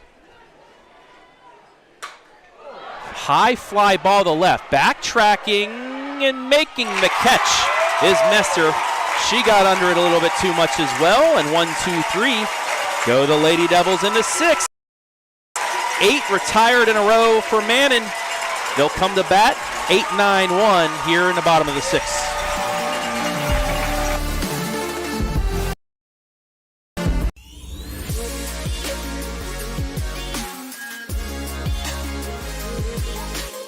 At Knox Community Hospital, your primary care physician is more than someone who delivers your test results, more than someone who writes prescriptions, more than someone who listens to your heart. We are your healthcare partner who takes the time to know you, listen to your concerns, and provide you with expert personalized care to make and keep you well. Because to us, you're more than just numbers on a chart. You're a neighbor and a friend. Knox Community Hospital, in the community, for the community.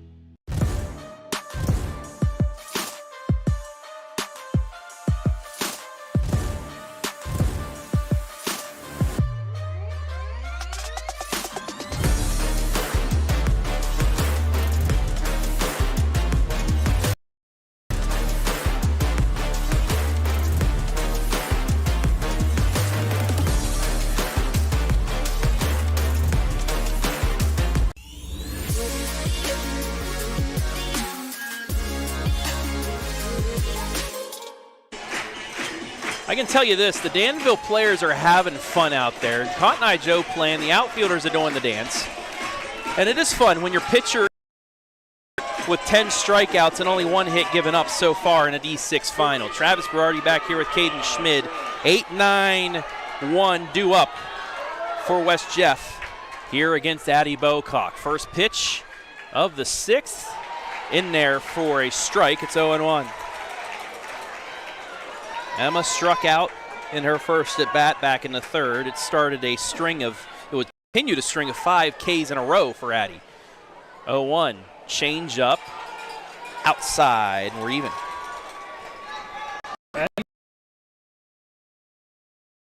Pitches doing multiple different speeds. She's thrown it all, and she's thrown it wherever she's wanted. 1 pitch, swing and a miss. Early swing, took some off of it, and it's 1-2.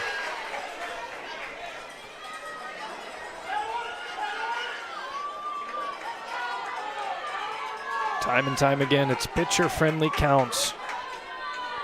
That is what made her so successful all season. 1-2, high and outside, we're even. That first pitch, if it's a ball, it really helps the hitters. If it's a strike, it gives the advantage to the pitchers. So all day, these pitchers have gotten that first pitch strike and have really helped themselves out. 2 balls, 2 strikes to the end of the pitch. Inside, count is full. She got out of the way of that. Nearly hit her for the first leadoff runner to reach.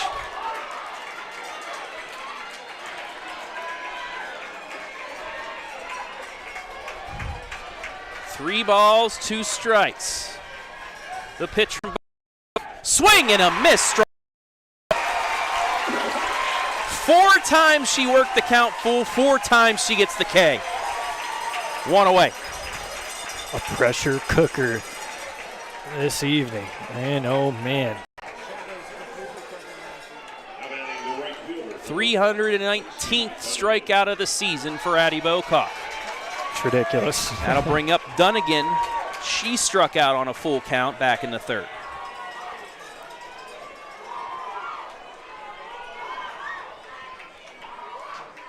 Looking the bunt, offers, it's strike 1.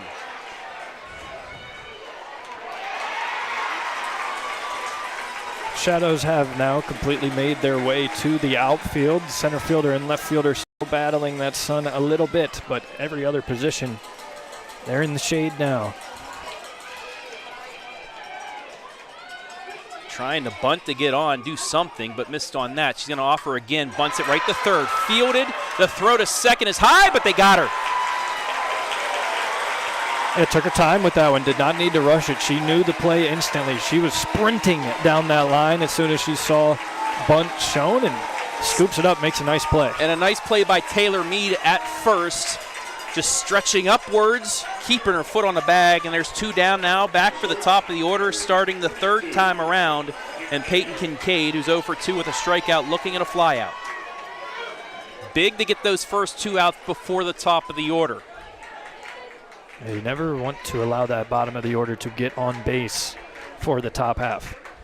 First pitch swinging, fouls it off to the left. It's 0-1, and again, Bocock is ahead in the count. She got her hands around so quickly there. That one was really inside. I like to call those the Jose Ramirez foul balls. It looks like it's going to hit the hitter, and they just get way out in front of it and foul it off. But as you say, Travis, another first pitch strike. That has been the recipe for success all evening. The 0-1 changeup pops her up the right, running in, but it's going to drop, and it gets past the right fielder. Going around first to second, it's a double for Kincaid. It took a weird hop.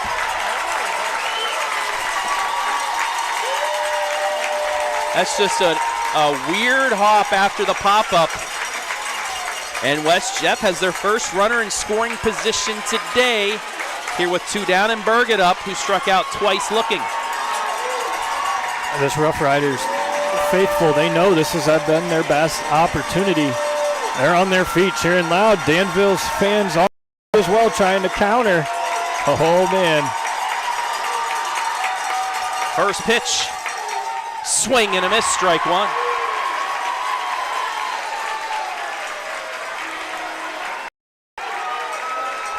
Jenna Mannon on deck. She is fiending for an opportunity to have some runners on base. Bocock needs to get this batter to get to the 7th. The 0-1. Outside corner, strike 2. Now Bocock can play around a little bit. Don't want to leave it out in the middle for the 2-hitter to hit. Berget with 26 RBI on the season. She can make you pay as a freshman. The 0-2. Little chopper back to Bocock. Throw to first. Danville gets out of it. West Jeff puts their first runner in scoring position, but Bocock sawed her off to end the 6th inning. We head to the 7th. We are still scoreless in the D6 championship.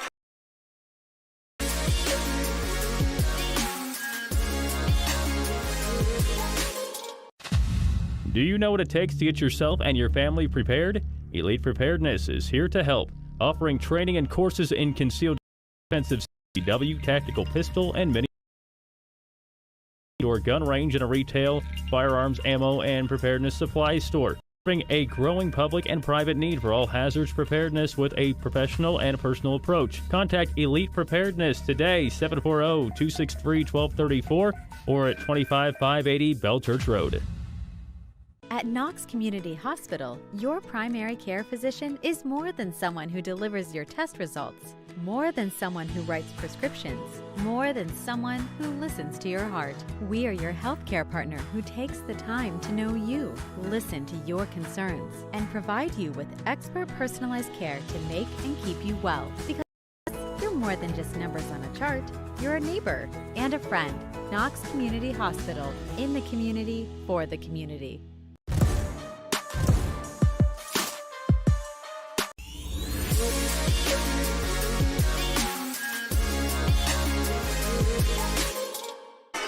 It is money time here in the Division 6 State Championship. Nothing as we head to the 7th. 5, 6, 7 due up for Danville as Delana Parker, who's 0 for 2 but reached on an error, will start things off. Travis Berardi alongside Caden Schmid. First pitch right to short, this time fielded and thrown on the first. One pitch, one out. Great scoop over there at first base. That one didn't make it all the way to the bag, and got to clean up sometimes over there at first base. That's how you do it. That'll bring up Liz John. She's 0 for 1 with a sacrifice.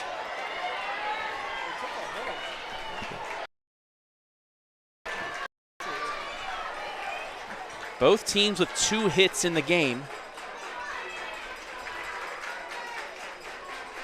And West Jeff with the 1 error. The first pitch, swing and a miss on the inside by John.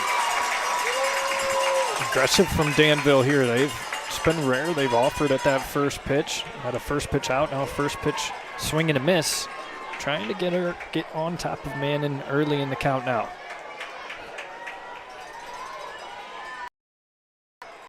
The 0-1. Again, that curveball inside got her to swing. It's 0-2.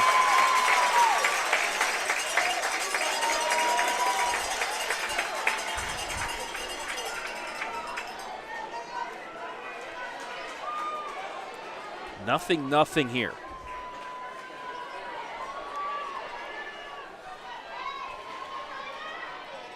0-2 pitch.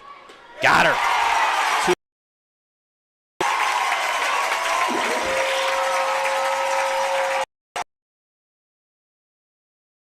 Taylor Mead walked and stole a base in the second, grounded out to short in the fourth.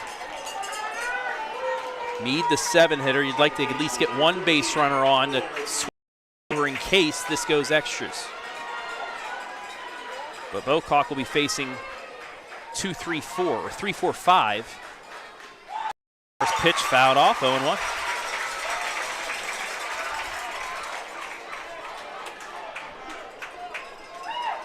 You would love to get a run across here if you're Danville before it gets to out of your control in the bottom of the 7th hitting wise. The 0-1. Caught the outside corner, 0-2.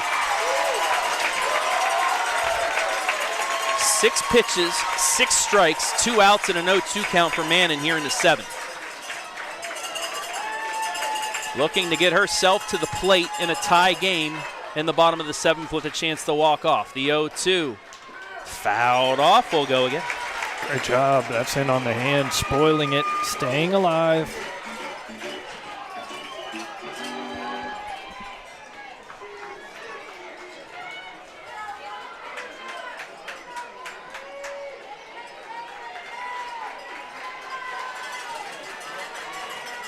Mannon gets the sign again. Another 0-2 to Mead.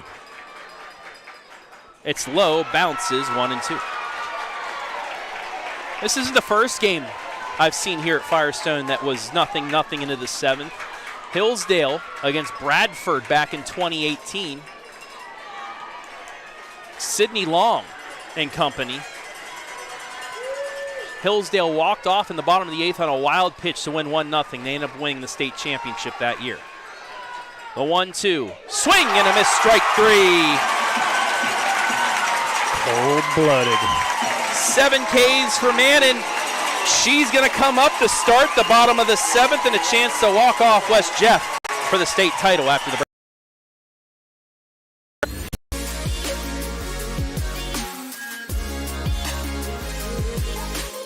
At At Knox Community Hospital, your primary care physician is more than someone who delivers your test results, more than someone who writes prescriptions, more than someone who listens to your heart.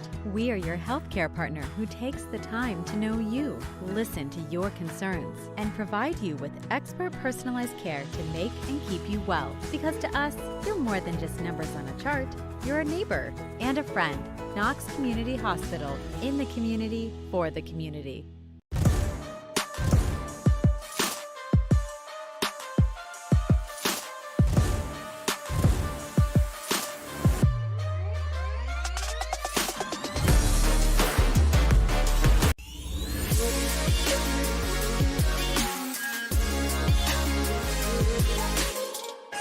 Bottom of the 7th. Nothing the score. And Jenna Mannon up to the plate. 2 hits on each side, no runs on each side as we start the bottom of the 7th. West can walk off to win a state championship here, but Addie Bocock has something to say about that. First pitch to Mannon. Line down the line, base hit. It's fielded quick, the throw in the second, it's a leadoff double. The first time a leadoff hitter's on. And now we are gonna most likely see a bunt from Messer, who's 0 for 2 with 2 Ks. That ball was smoked. First pitch swinging, and she just crushed it out to left field. Gets all the way to the wall on a line drive. As you mentioned, Travis, yeah, you expect runner over to third base with 1 down. Bocock maybe in a bit of trouble here. Here's the bunt, placed foul. It's a 1. Big chance here for Bocock if she can get her to foul off the pitch. Only the 3rd hit for West Jeff today comes from their leading hitter, Manning. And Coach Duncan coming in to talk bunt defense. Well, if she is able to get this bunt down, you got to just go to first, get the out. Do not try and force an out at third base. Get that out at first and go from there. I like this timeout by Charlie. Just going back over what you need to do.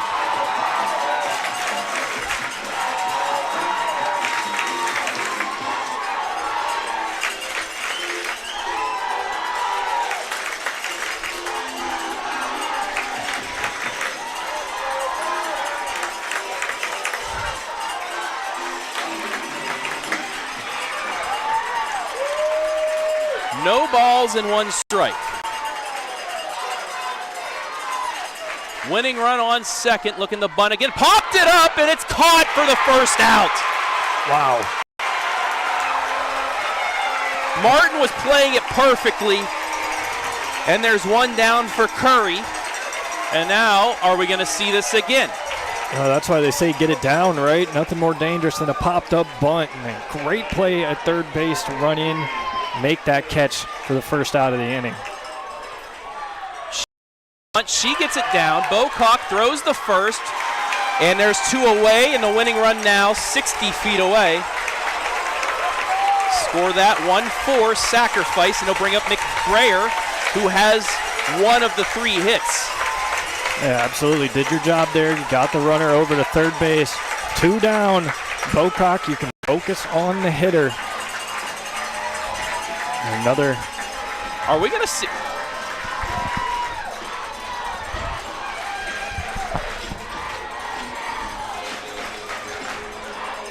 I'm interested to see if he's asking, should we go sack suicide squeeze here?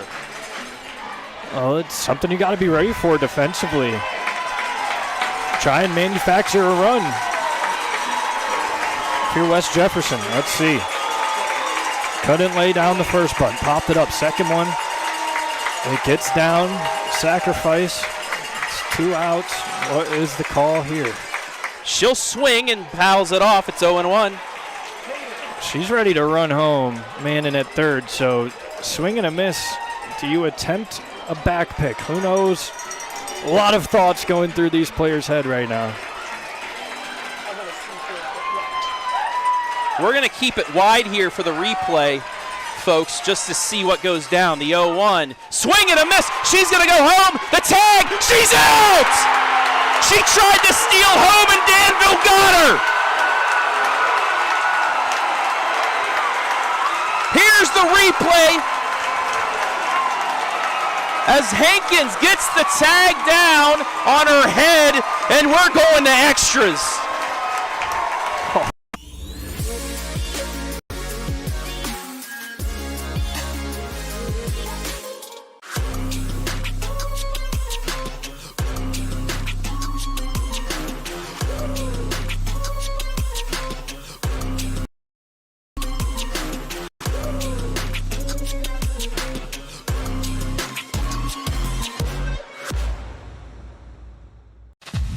Do you know what to get yourself and your family prepared?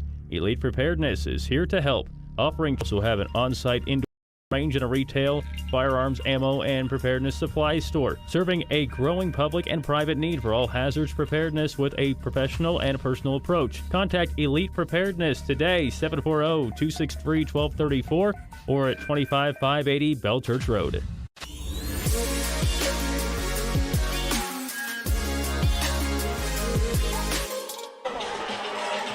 West Jeff tried stealing the state championship. Morgan Hankins had something to say about it. Here's the replay. She took off with the pitch. It got missed, and Hankins said, "What are you doing?" Tags are out on her head before she gets there, and we go to extra innings in the D6 state championship. Travis Berardi back here with Caden Schmid, Riley Johnston, Riley Geog, and then the top of the order due up for the Devils. Instant classic here at Firestone. First pitch high for ball one. You have to think with Mannon, she was amped up for that steal of home, got tagged out, all those emotions going around now. She has to collect herself. Absolutely, and with as good as a pitcher as she is, you imagine she'll be able to do that, but absolutely, you got to lock back in, get 3 outs. The 1-0. Outside corner, it's 1-1. Shout out Mike Hankins. Way to go, Squirt. Keeps this game alive. 1 ball and 1 strike to the Danville 8-hitter. The pitch. Look to slap the bunt, but misses, and it's 1-2. Kind of brought that bat around at the very last second there, not able to make contact. Popped out the second and then tried the bunt and popped out to the pitcher in her second at bat.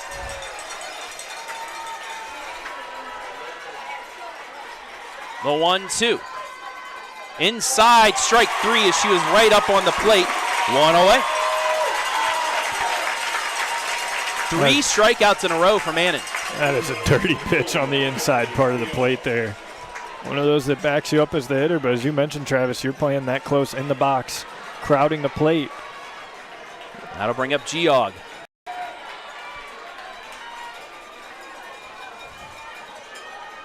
Two strikeouts looking on the day. First pitch. She's looking to bunt, pulls back, ball 1. Are you listening to me? And Mr. Schmid. They're more for you, Caden, than me, but I don't know. I don't know about that. I don't know about that, Travis. The 1-0 to the 9-hitter.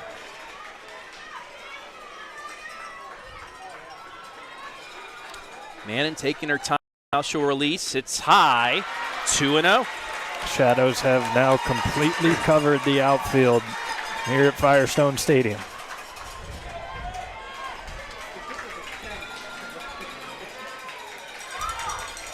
Now to mess with you, there is a little bit of the corner in right field that still has sun. That is true. That is true.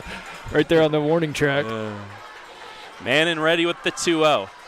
Looking the bunt, pulls back. It's 3-0. No, it's 1. Umpire taking a second, but he did say it as a strike. Yeah, all day today these umpires have had some late strike. They're calling it out loud, but the motion itself. Well, yeah, exactly. Late. And when you have headsets on, it's hard to hear. Oh, this is a very loud atmosphere as well. These fans are into it. That's what you want in the state championship. 2-1, looking to bunt. She places it down off the. One umpire says foul, though, as it was fielded. So it's 2-2. It's not an out. Hey, get away with one there if you're Danville, maybe. Looked like the home plate umpire. I think it hit her as it came out, bounced and hit her, and the umpire at first saw that and called foul. She was in the box when it was bunted, so she'll get new life here. And now, coach is going to come out and ask what happened. Well, yeah, you think the home plate umpire has the best view of that. But it wasn't behind him, so, yes. you know, that's why you have other umpires here. You have a four-man crew in the state championship, so you have a lot more eyes on the play. That's that luxury of having the four-umpire crew. Hey, you just want to get the calls right. So, after the discussion, the count.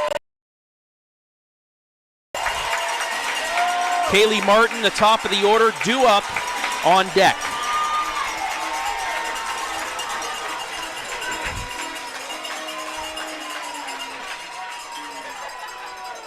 Manning calls time. Had a little trouble seeing the numbers from her dugout to get her pitch.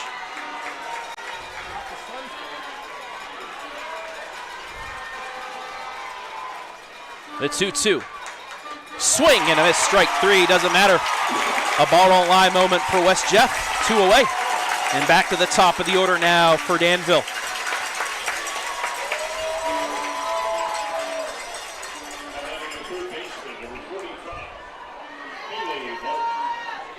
West Jeff will have their 6, 7, 8 hitters due up, bottom of the 8th.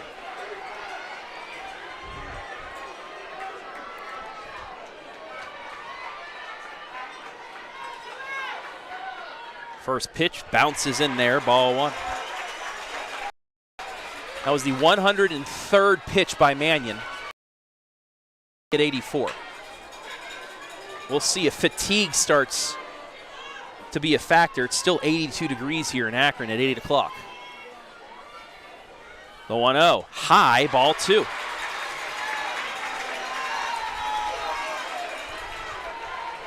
Hitter from the count here, cut that zone in half, try and zero in on a specific pitch. If you get it, let it rip.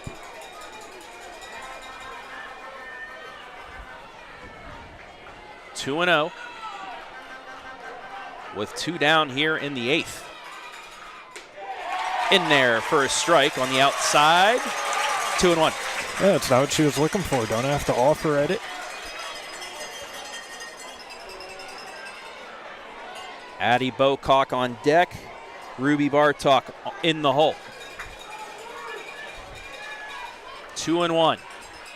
The pitch. Lined right at first and caught. She hit it hard, but right at McBrayer to make the 3rd out. 1-2-3 goes Danville. We head to the bottom of the 8th. West Jeff again can walk off of the title with a run.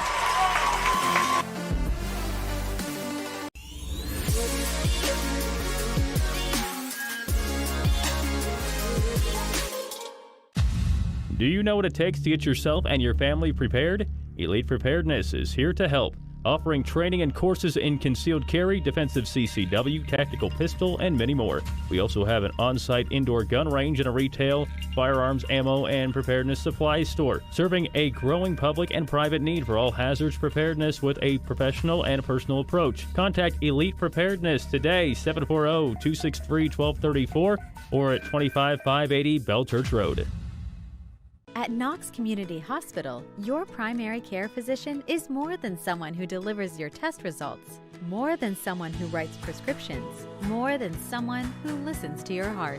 We are your healthcare partner who takes the time to know you, listen to your concerns, and provide you with expert personalized care to make and keep you well. Because to us, you're more than just numbers on a chart. You're a neighbor and a friend. Knox Community Hospital, in the community, for the community.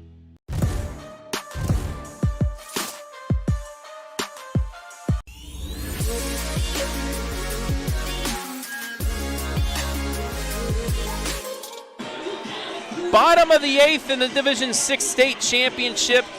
We are still scoreless as Eddie Bocock back out, escaping the biggest of jams in the 7th after the leadoff double by Mannon.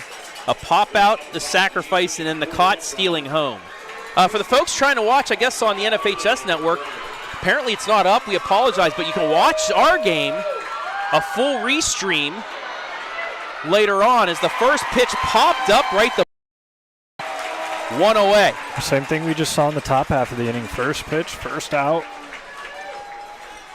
Once this game is over and we're done with our post game, we will restream full video and audio, and folks, you're not going to want to miss that.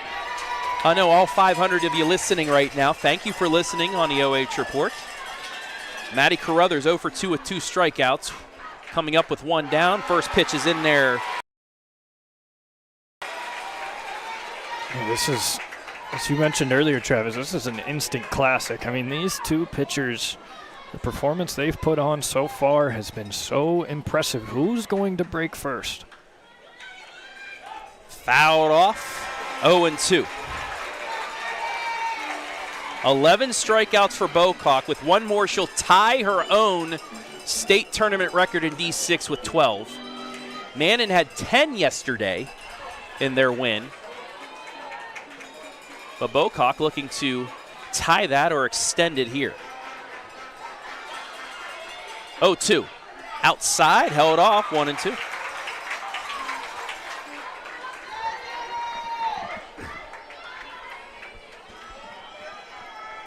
Bocock just wants to get back the bat in the 9th. Up with her, Bartok, and Hinkins. The 1-2 fouled off. Good fight here. Staying alive. Into the 8th inning as well. Bocock only at 90, around 90 pitches. Mannon above 100 at 106.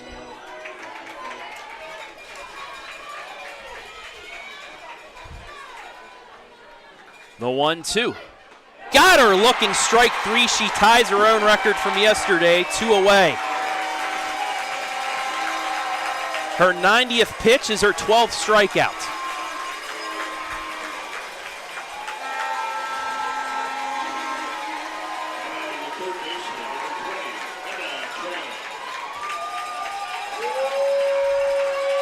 Emma Tryon, 0 for 2 with 2 strikeouts. Also want to get this batter here. That would mean Mannion would be 4th up in the bottom of the 9th as the first pitch a little bit low.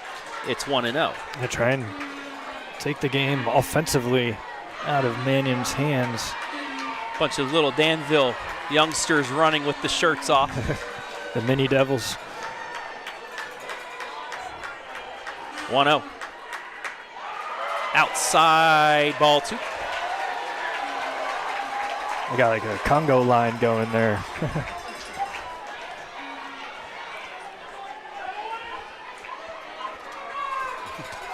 Adam Thompson trying to start the wave. Nobody actually taking it, though. The 2-0. Popped her up. In is the right fielder and makes the sliding catch.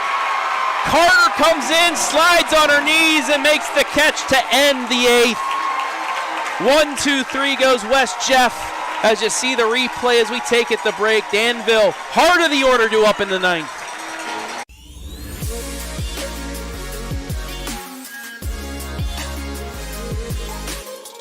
At Knox Community Hospital, primary care physician is more than someone who delivers your test results, more than someone who writes prescriptions, more than someone who listens to your heart. We are your healthcare partner who takes the time to know you, listen to your concerns, and provide you with expert personalized care to make and keep you well. Because to us, you're more than just numbers on a chart. You're a neighbor and a friend. Knox Community Hospital, in the community, for the community.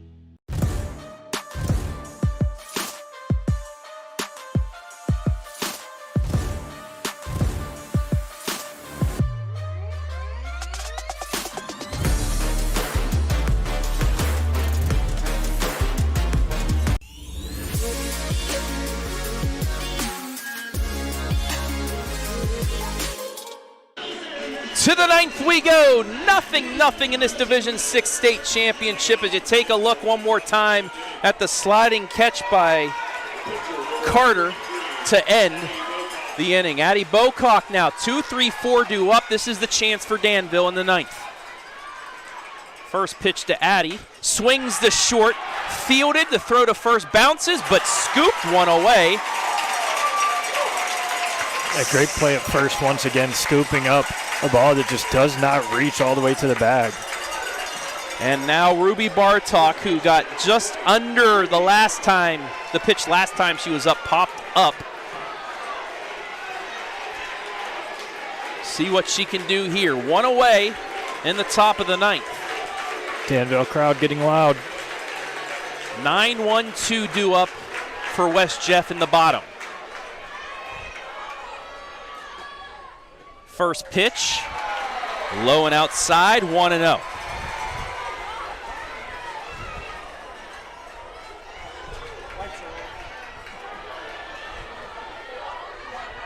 We've hit the 2-hour mark of this game. Mannon ready. The 1-0. Inside, it hit her. It hit Bartok. A one-out base runner for Danville. She fires up the crowd as she makes her way to first base. There's your run to take the lead on base now with one down. Coach coming out. And don't know why he's arguing that. She got hit. Here's the play again. Oh, he's asking if she leaned into it, but that's just her swing. And now he's going to ask the umpires to say, did she make a move to get out of it? And it looked like she was going for the swing and pulled back. Yeah, I mean, I would not say that she And it looked like she was that. trying to move out of the way a little bit. It's just West Jeff, a little bit of gamesmanship trying to keep her on. And she's going to say it hit her in the elbow. Not the bat. So he asked if it hit the butt of the bat. It did not. It hit her in the elbow. And with one out, Danville has a runner on first. Their first base runner since the fourth. You might as well go out and try it if you're West Jefferson, and that is crazy. Yeah, might as well. He asked if it hit the butt of the bat, but the umpire said it hit her in the elbow. On that elbow guard, and she is on. Third baseman creeping up here, ready for a bunt. Time called. Hankins calls time. Third baseman trying. Asking, am I moving up? Am I staying back? They finally give her her orders. First pitch to Hankins. Holds off. It's 1-0. Center fielder slightly shaded towards left field. There is a massive gap in right center. This right fielder is playing all the way down near the line. You got to think Mannon is going to keep pitching outside then as they're playing like that. Hankins turns on one. Tries slapping it, but hits it behind her, and the count is 1-1. Trying that slap run.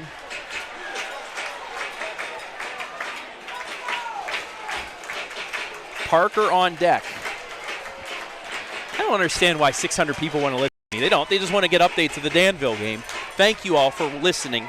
This is one of our largest overall audio streams, but this is the largest softball audio stream we've ever had. Thank you all for listening. The 1-1. Fly ball, left field. It is off the top of the fence. Bartok rounding third. She's going to score. Danville has the lead. It's a triple for Morgan Hankins. 1-0 Blue Devils.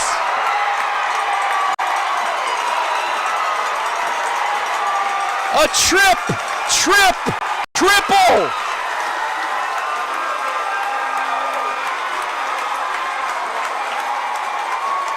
Lady Devils strike first.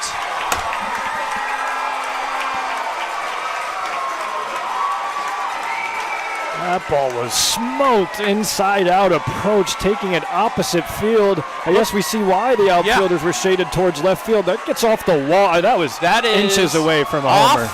The red of the top of the fence. She came that close to making it 2-0. But the most important thing is Danville has broken through in the ninth. And they have a second run at third for Parker. You would love to get this extra insurance run home. And the way it bounced, it got away from the left and center fielder, allowing Bartok to score. Bunt fouled off of Parker trying to go for the squeeze. It's 0-1, and the fans from West Jeff saying she was out of the box when she bunted it, but the umpire at second base said she was still in. Well, and like what we saw back in that 8th inning with Mannion trying to swipe home, the defense has to be ready for this bunt here. They very much so were on that first attempt. The 0-1 to Parker. Bunts it down the first base line, but it goes foul. If it goes left instead of right, it's 2-0. A great awareness from Mannion there, seeing the spin on that ball, realizing it's going foul, yes. Calling off the rest of her fielders. Do not touch it. And that's the only way to go. Even if it stays fair, you have to take that chance. Yeah, that would have been 100% run scored if that was fair. Now for Parker, you got to just try and ground it to the middle infield as they're still playing back. That would score the run. No balls and 2 strikes to the Danville 5-hitter. The 0-2. She tried bunting again, foul, and that's an out. That's the risk with 2 strikes. Try and bunt, it goes foul. It's an out, so now 2 down.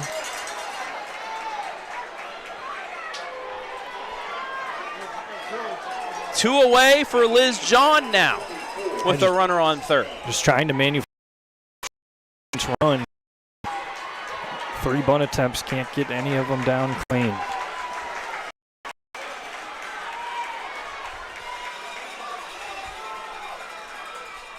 First pitch in there for a strike.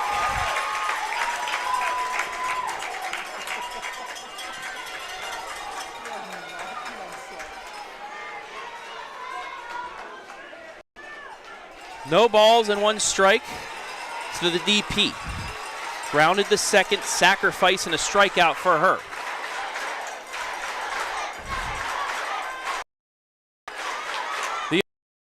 She's trying to bunt it down the line, but goes foul. It's over. Trying to bunt it down that first baseline because McBrayer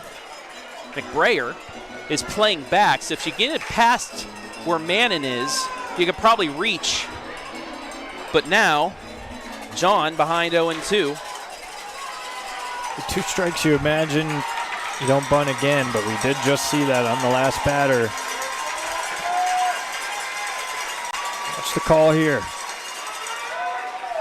Mannon's 0-2. Ground ball, left side, shortstop's got it, throw to first, not in time! Infield single, 2-0 Danville. Kincaid slid to her right, backhanded it, but got caught up and could not make the throw in time. It's an infield RBI single, it's 2-0 and a big insurance run for the Lady Devils. A super tricky play at shortstop there, running away from first base and kind of lost her balance, not able to fire over in time. Great job getting down the line with great speed. You know, if you beat this out, that is an extra insurance run. I don't think anybody is more happy than Addie Bocock right now. And Hankins nearly getting the home run. Doesn't matter, she will score. And it's a big second run because now you have to look at West Jefferson's bottom of the 9th. They'll have their 9-1 2-hitters in case one of them reaches. All Manning could do was maybe tie it with a big fly. So that second run, huge right now for Danville. And you go back to the swing and that huge bounce off the wall, allowing her to get to third base. You would say the ball bounced in Danville's favor so far in this 9th. 0-1 to me. Hankins, by the way, is a freshman. We're going to see a lot of her the next 3 years. Gutsy. The 0-1 to Meade. Swings and fouls it off. It's 0-2. And you have to go back to the bottom of the 7th. Mannon tried to steal home. Got the swing and miss, and Hankins tagged out Mannon on the head before she could get to the plate to force extras. Hankins doing it all here today. The 0-2. Low, and John's going to steal second base. Yeah, picked the right pitch to go on, just bounced in, and now you steal an extra bag. A base hit can bring home another. Meade had a walk and a stolen base in the second, grounded out in the fourth, struck out in the seventh. Mannion's pitch count just keeps getting higher and higher. 2 strikes here, though. The 1-2, high and outside, we're even.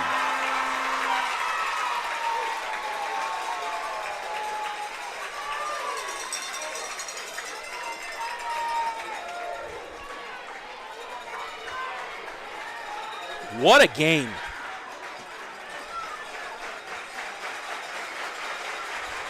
Two's on the board. The pitch.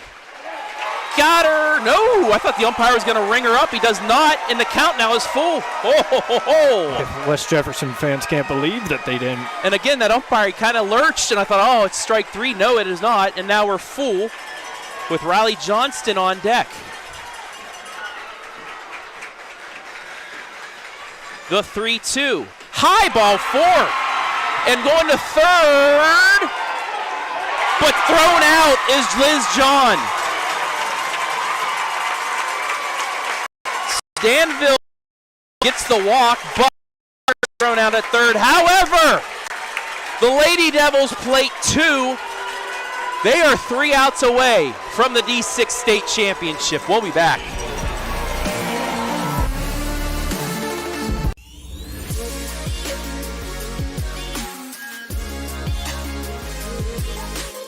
At Knox Community Hospital, your primary care physician is more than someone who delivers your test results, more than someone who writes prescriptions, more than someone who listens to your heart. We are your healthcare partner who takes the time to know you, listen to your concerns, and provide you with expert personalized care to make and keep you well. Because to us, you're more than just numbers on a chart. You're a neighbor and a friend. Knox Community Hospital, in the community, for the community.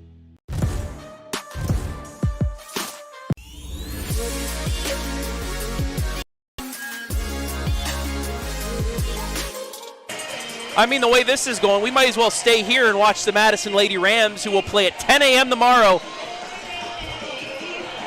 Tim Nicewander finally making it to the Final Four. They will play Louisville. We'll have it at 10 a.m. Tim Nicewander, good friends with Charlie Duncan. Madison always scrimmages Danville to start the year. And these two teams are now in Akron with Danville 1-2-3 inning away from winning its second state championship. Addie Bocock back into the circle with some run support. Sorry, folks, we cannot show this, but we can afterwards. So you'll want to watch the replay of this one. 9-1-2 due up for West Jefferson. They need 2 runs to extend this game. 2 runs as the first pitch swung on a miss. 2 runs, 4 hits for Danville. No runs, 3 hits, and an error for West Jeff. And the Rough Riders they just can't hang their heads here. They got to stay in the game. Yes, you just gave up the 2 runs for them. You have a chance here still absolutely to at least tie this game and extend it. You just got to stay locked in. 0-1 fouled off. It's 0-2, and now Bocock in control again.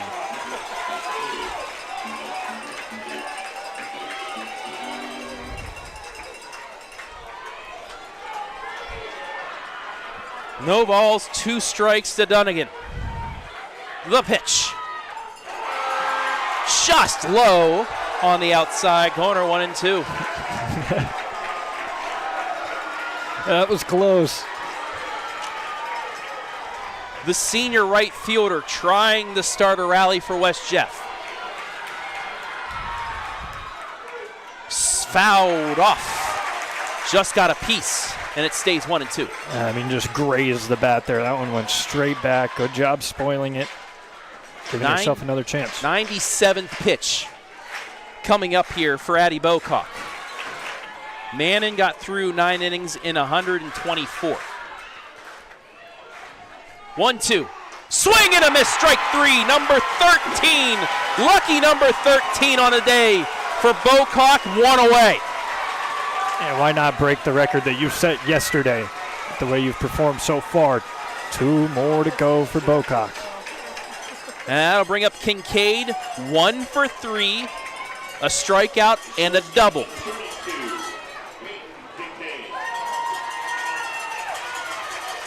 If you're West Jefferson, you just want to try and find a base runner. First pitch fouled off, 0-1. Bring that tying run up to the plate. That is your goal right now. Get on base. Any means necessary.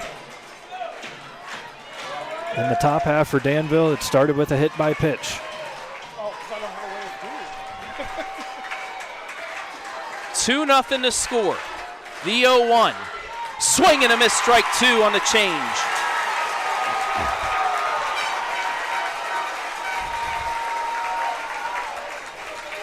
And again, batter, she does not have to force anything for at least 2 pitches, but she can still bite around the corners. The 0-2. Swing and a miss, strike 3, 2 away! 14th K for Bocock. All of Danville on their feet. They're an out away, and at the most now, even if Mannon comes up, it would be to tie the game. 2 huge outs as the final countdown plays over the speakers at Akron.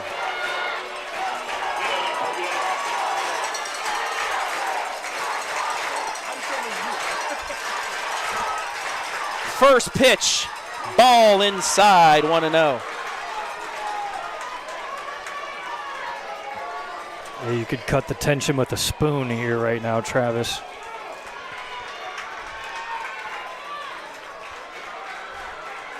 The 1-0 from Addy.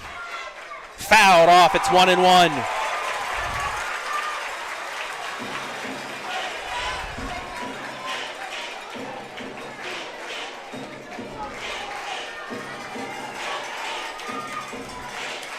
One ball, 1 strike to the West Jeff 2-hitter. The pitch. Swing and a foul. It's 1-2. Danville is a strike away.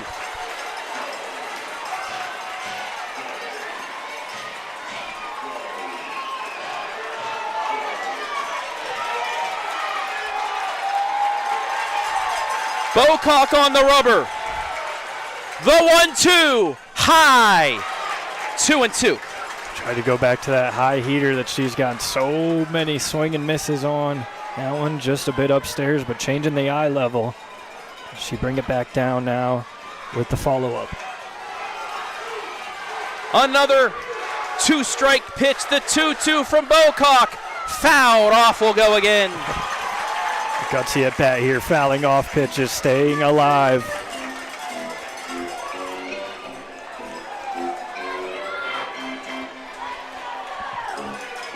Over 700 people listening as Danville is a strike away. Another 2-2.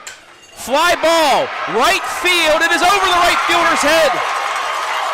Into second, going for 3. Here's the throw to third, and she's in there. It's a triple, and we will play on. And Mannon will get a chance to possibly tie things up. As West Jefferson faithful have something to cheer for. That ball was smoked. Another inside-out swing, gets all the way to the wall for a triple, just like we saw in the top half, but with no runners on. It doesn't plate one, but you have your best hitter, your Missouri commit, stepping up to the plate. In the bottom of the 9th as the tying run. Whew. You can't ask for much more than this, Travis. And that is why Coach Duncan out to the circle to talk to his pitcher and his infield. He knows that all they need to do is get the out.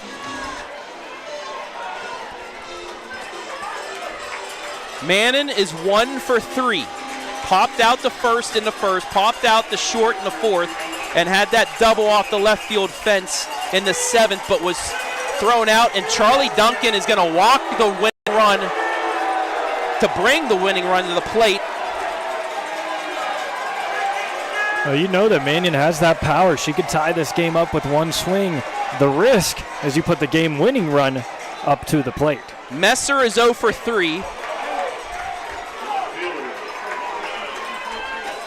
West Jeff fans calling Charlie Duncan a word I cannot say for walking their best hitter, which is possibly smart. Could also be danger. First pitch to Messer. Misses low for ball 1.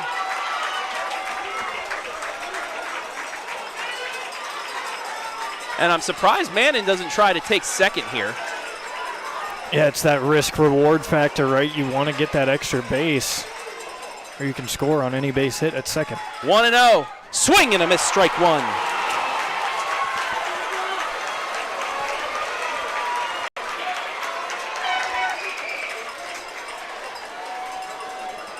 Two strikeouts for Messer and a pop up the third in foul territory on a bunt attempt that tried to bring Mannon into scoring position.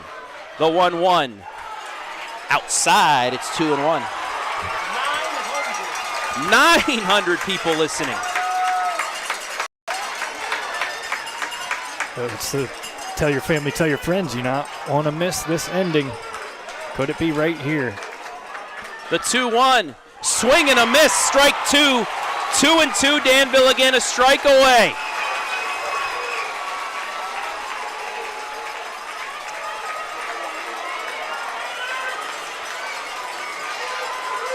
Bartok back on the rubber. The 2-2. Swing and a miss, strike 3. Danville wins the D6 state championship. They did it for you, Scott. They did it for you. We are the champions playing for Danville as they take their second ever state championship. 2-0 in 9. It's a final.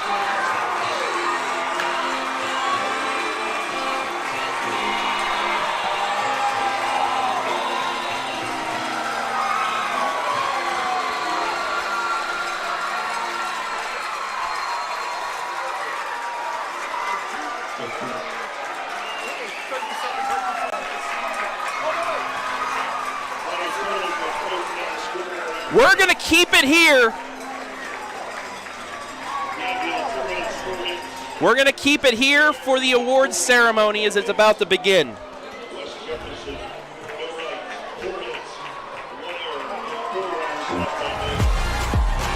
As we welcome you into the OHSAA State Championship Medal and Trophy Ceremony.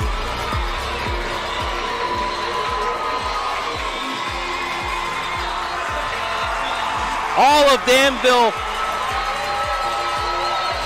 up on their feet. The Lady Devils, 2008 state champs, added to the barn, folks. You can say 2026 as well, as the sportsmanship showed by both sides. What a game. 2-0 in 9. A freshman making two of the biggest plays for Danville besides senior Addie Bartok. As Morgan Hankins tagging Mannon out at home on the steal attempt in the 7th, and then the RBI triple off the top of the fence that proved to be the state championship winner.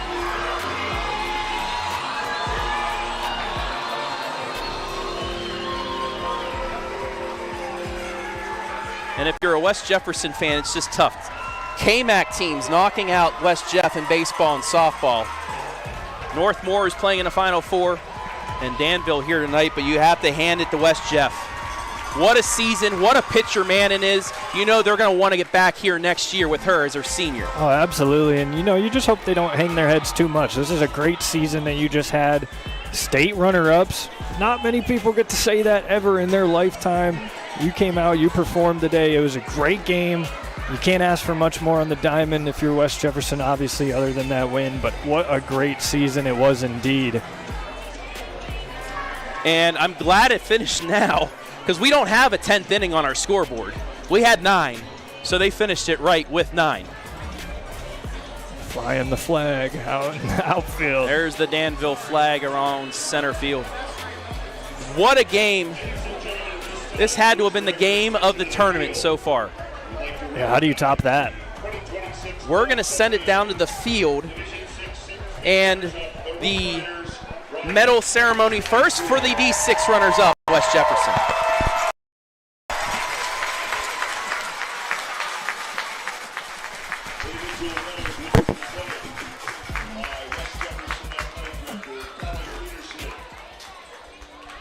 Players, as I announce your name, please come forward to accept your medal. Number 0, Izzy Duffy.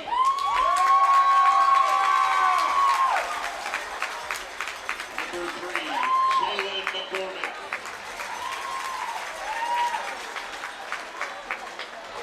Number 12, Sloan Thompson.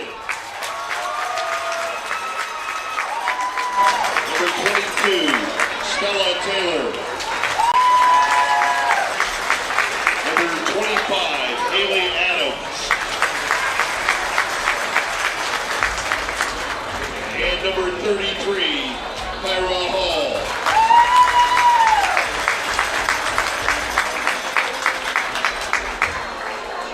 Number 1, Maddie Carruthers.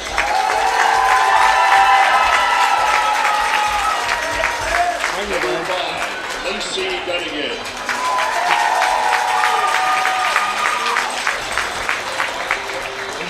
Number 7, Haley McBrayer.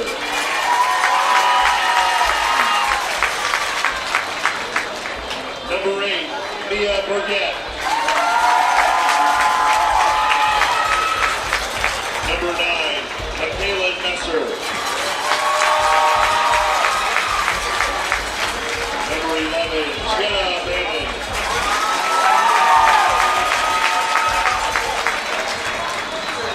Number 20, Emma Trump.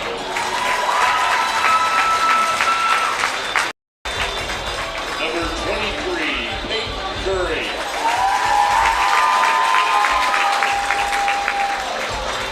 And number 32, Peyton Kincaid.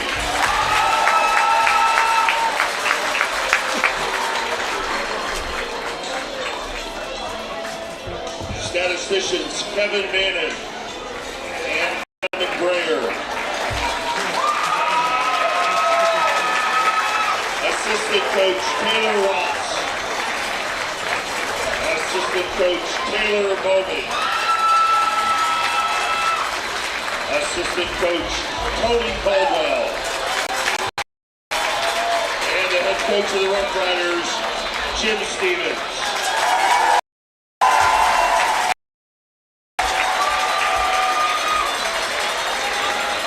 Please welcome OHSAA Director of Sport Administration, John Cronauer, to present the Division 6 State Runner-Up Trophy. Let's give both of these teams a round of applause. What a battle that was.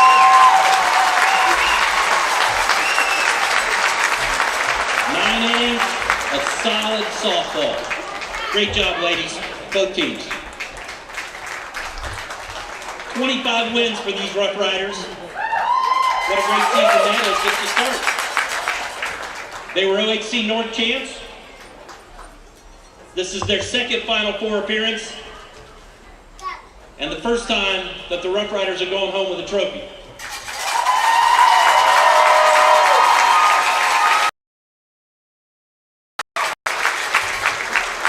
Had a chance to talk to Coach Stevens earlier today. And he said this team really started to gel about midway through the season when they really started to feel more like a family. And I can see in your faces tonight, it feels like a family the way you played today.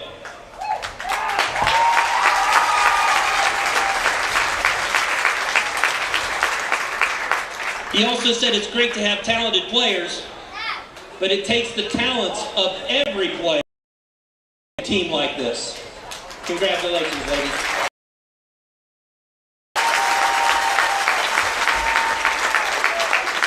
I'm joined by Molly Fiesler of the Central District Athletic Board and on behalf of our board members, our executive director, and all of our staff and member schools, it is our pleasure to present the West Jefferson Rough Riders the Division 6 State Runner-Up Softball Trophy. Congratulations.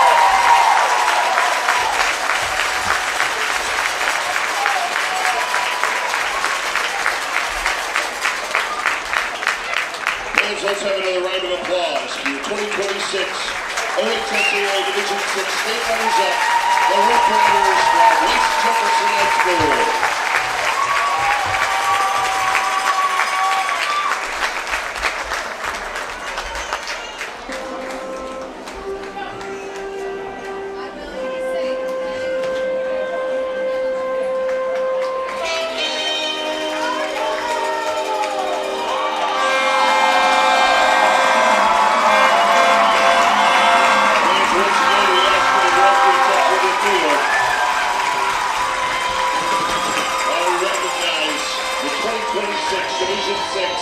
OHSAA State Champions, the Blue Devils from Danville High School.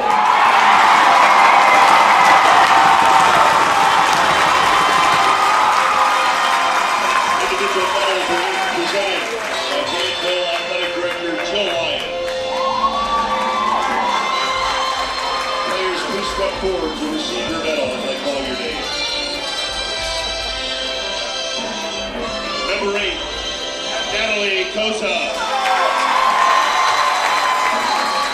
Number 10, Charisma Himmers. Number 25, Haley King.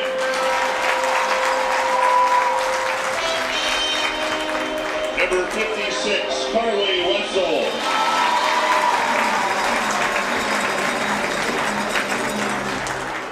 Number 11, Riley Johnston.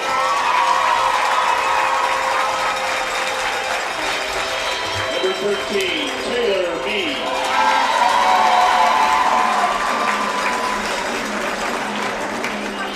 Number 20, Ruby Bartok.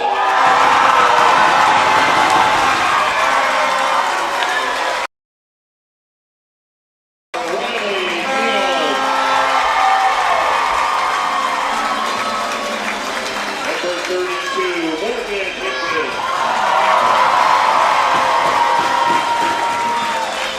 Number 33, Annie Boca.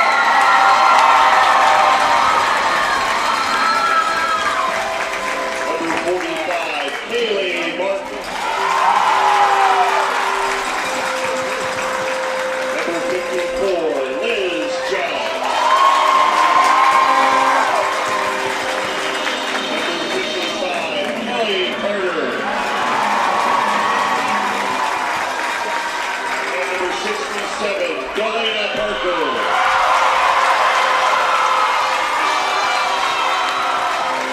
Manager, Haley Gilbert.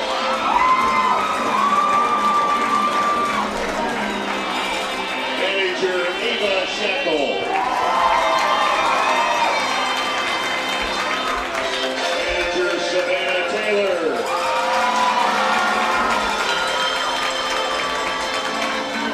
Manager, Casey Klein. And manager, Ayana Davidson.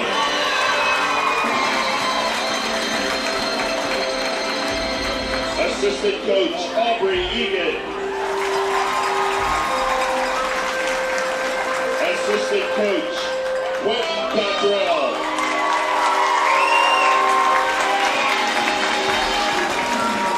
Assistant coach, Jamie Groberg. Assistant coach, Shane Cofield. And the head coach of the Blue Devils, Charlie Duncan.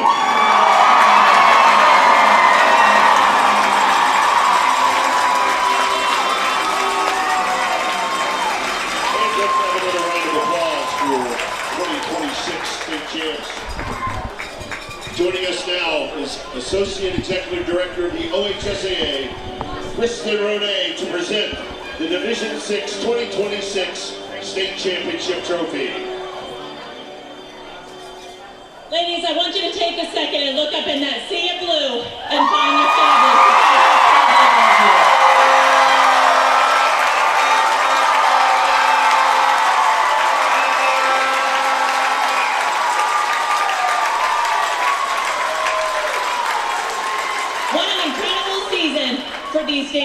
Blue Devils. Tremendous pitching, outstanding offense, and explosive defense as well.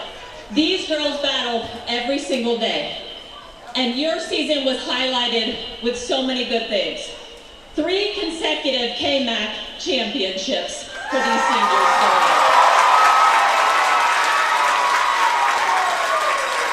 A thrilling regional final win against the defending state champion, and then making it back to your school's first state championship since 2017, and your 3rd overall.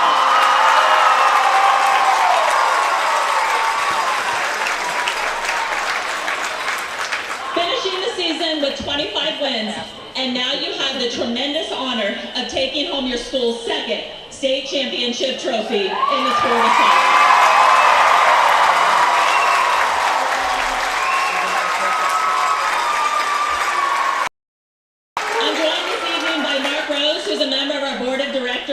And it's our pleasure, on behalf of our board, executive director, staff, and member schools, to present the 2026 State Championship Trophy to Danville High School. Congratulations, ladies.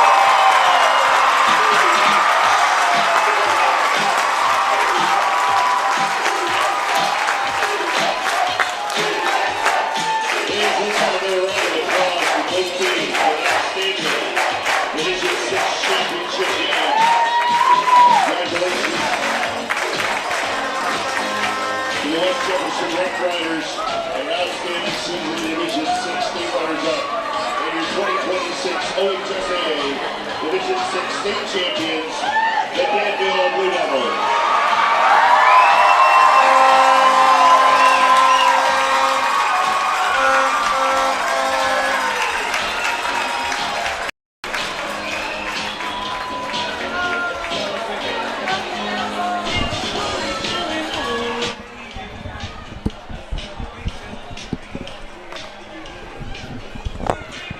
Danville's state champs.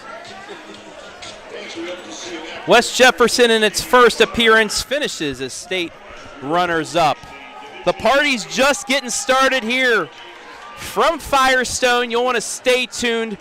We might be able to get head coach Charlie Duncan up here after their interviews, so we're going to get the post-game started here after this break. But Danville, I know the party's just started, as they are 2026 state champs. 2-0 in 9 over West Jefferson. We'll be back.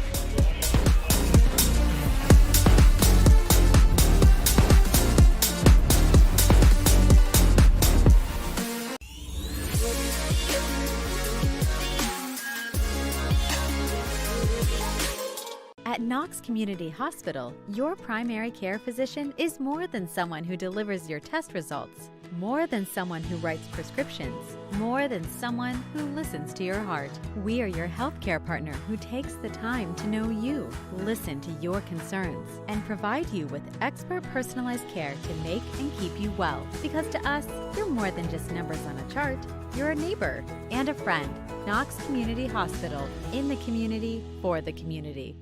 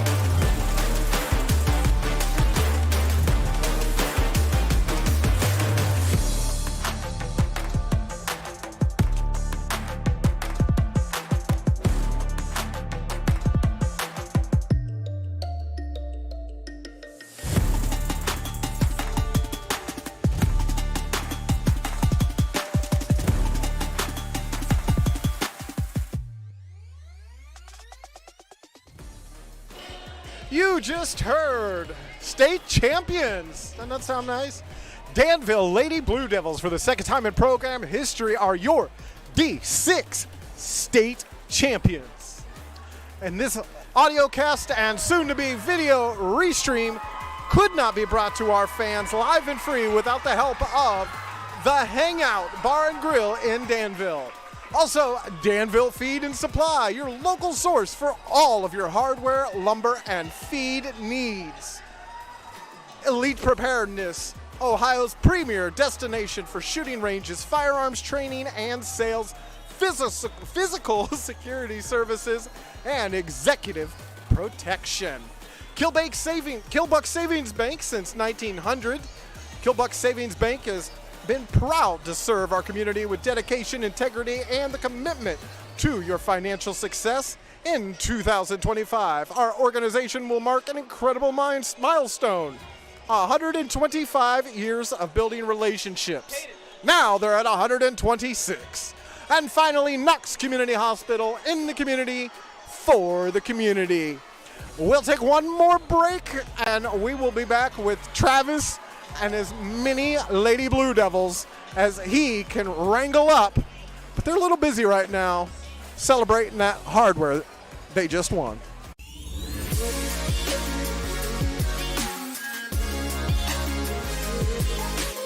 At Knox Community Hospital, your primary care physician is more than someone who delivers your test results, more than someone who writes prescriptions, more than someone who listens to your heart.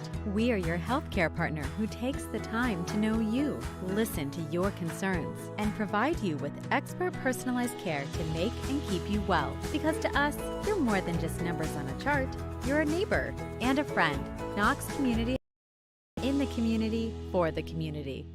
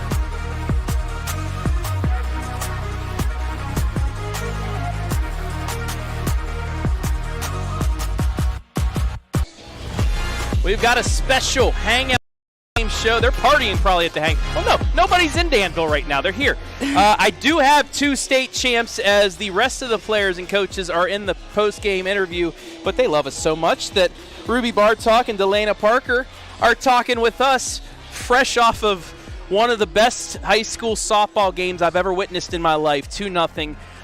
Ruby, first of all, you just take me through the emotions of this one. It's 0-0. Both teams not doing much. They try to steal home to win the game. You get them out there, and then you finally score. Just take me through this whole game, because it's got to be exhausting out there playing a game like this.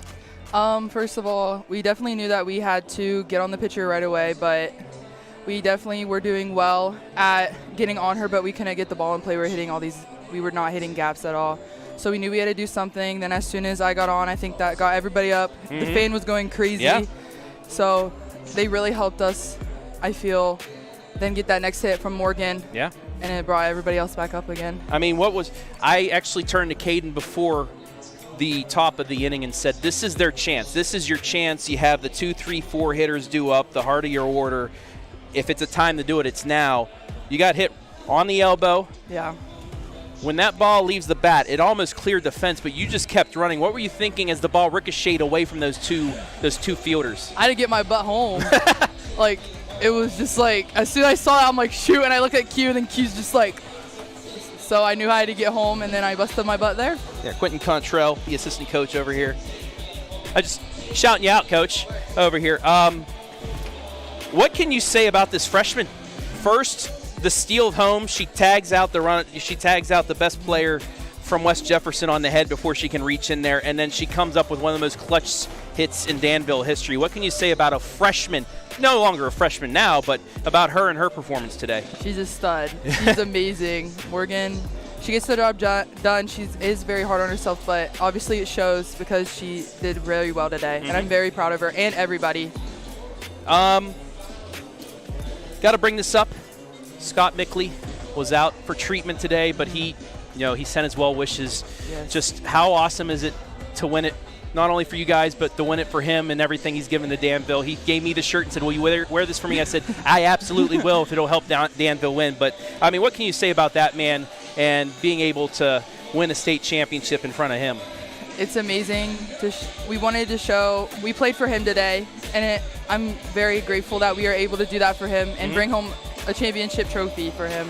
Yeah, it's so awesome. All right, I'm going to let Delana talk for a little bit, but Ruby, also shout out for that home run yesterday. That was, you crushed that awesome. one. That was awesome. Now we welcome in Delana Parker. She's a freshman as well.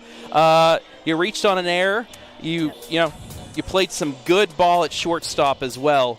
A couple of big ground outs that you're able to field, a couple pop outs as well. What can you say about your pitcher? She set a Division VI tournament record in a game last night. She broke it tonight. Yes. How awesome is Addie Bocock first in the circle? She's just great. I mean, energy. Like, she just goes out and does her, and then we have to back her up with our bats. And then she just creates ground outs and pop-ups for us to field and get those outs. She's amazing. On a state championship, you have a lot of good freshmen coming back. Yes. Just what does that set? How does that set the bar for Danville softball to come? I'm not saying anything about celebrate as much as you want for the next few weeks, but then you get in the summer ball. But what does that say?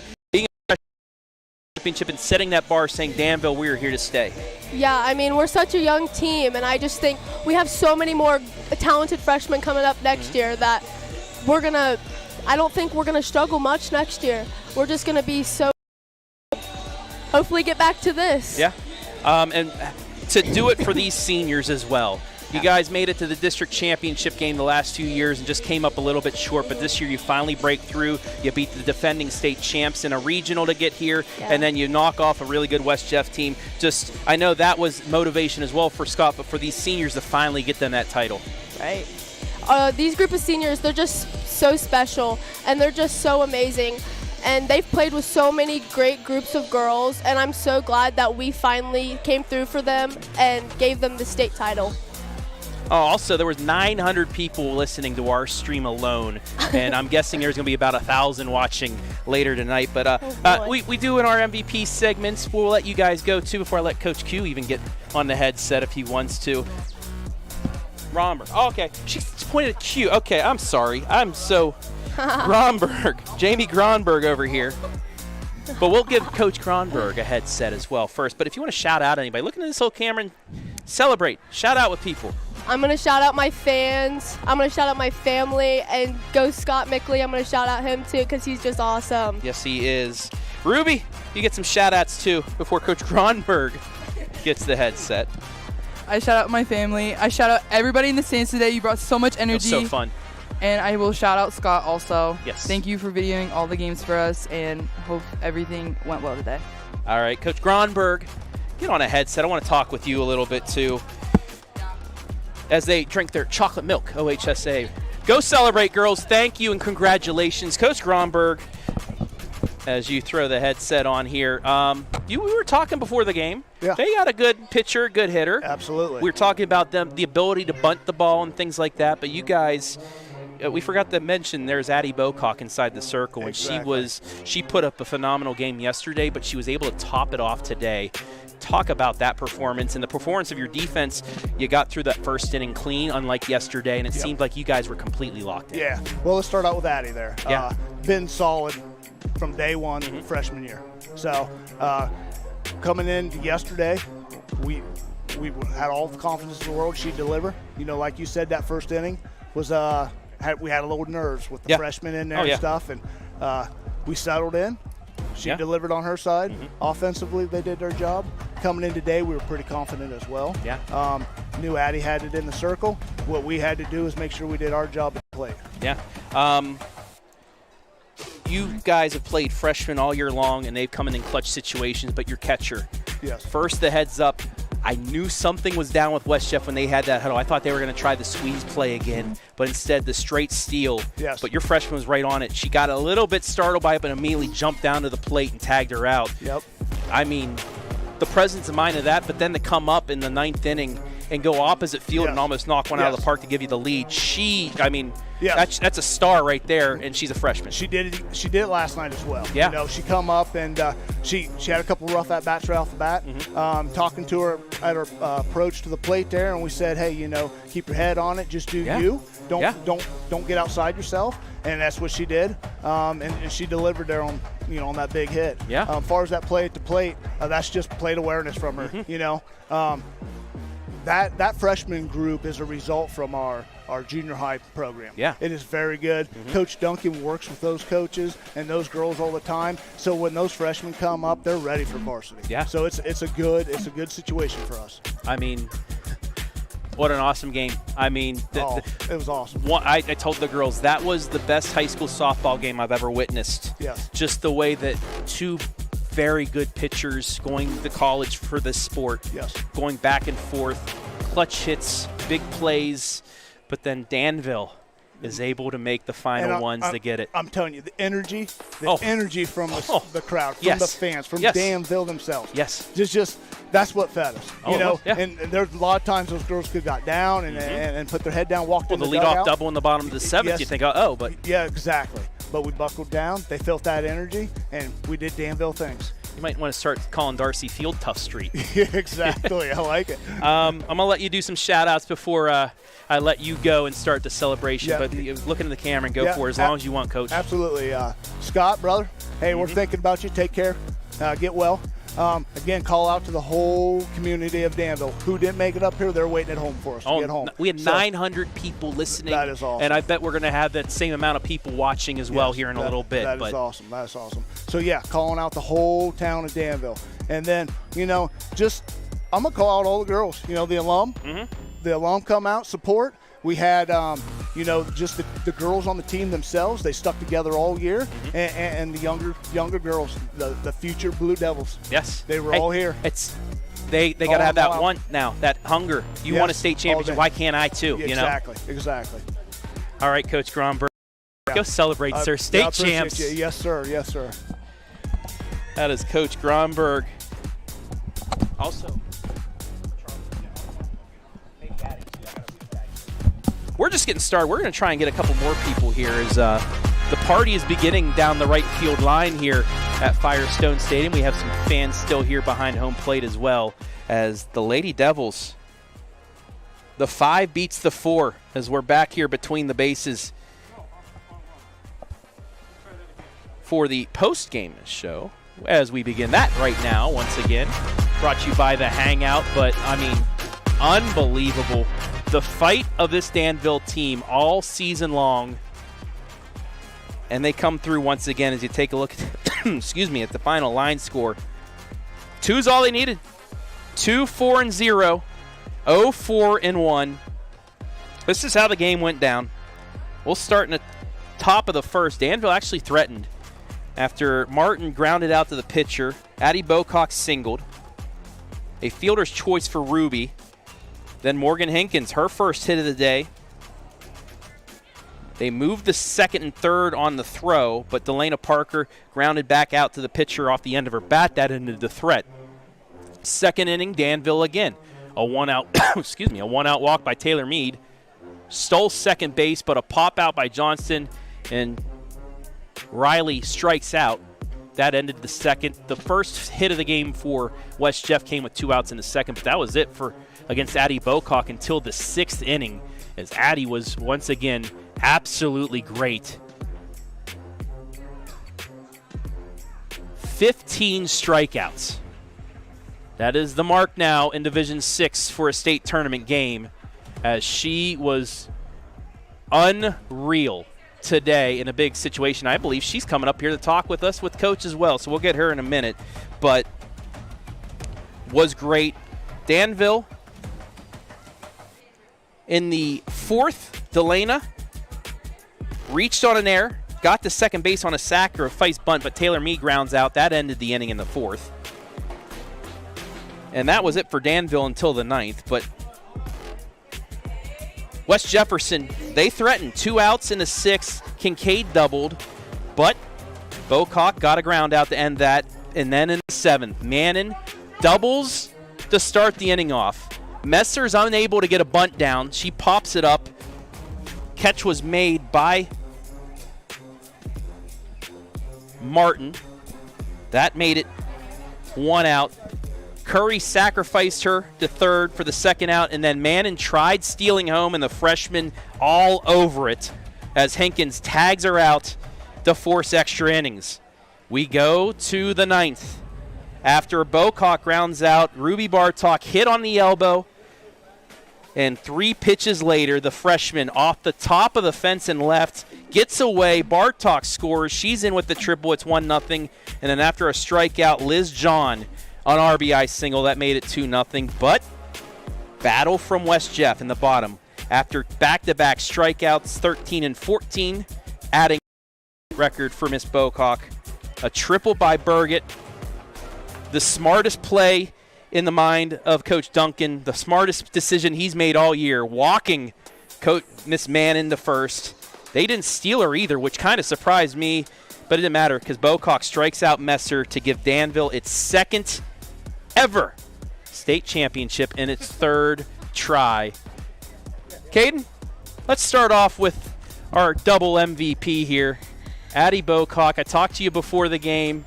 You looked like you were locked in, and my goodness were you. Just take me through that outing. It was the most action-packed, nerve-wracking, back-and-forth softball game I've ever witnessed. And I mean, for you in the center of it, in the circle, what were those emotions to keep you in check? Because you were absolutely phenomenal, as we actually will give you our MVP, Addie Bocock and Coach Charlie Duncan. But Addie, just take me through this whole game. You were absolutely phenomenal.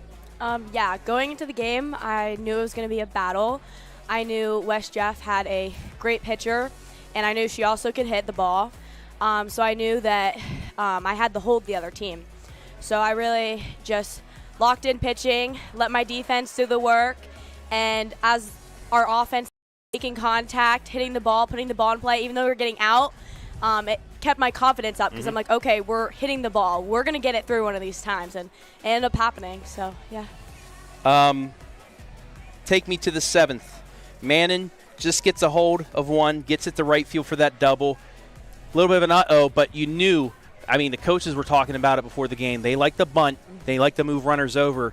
What were you able to do to pop that bunt up? Because the first two were wildly fouled it off, but then you were able to make a pitch to pop it up, and that changed the complexion of the inning because that bunt goes down, then they may score there.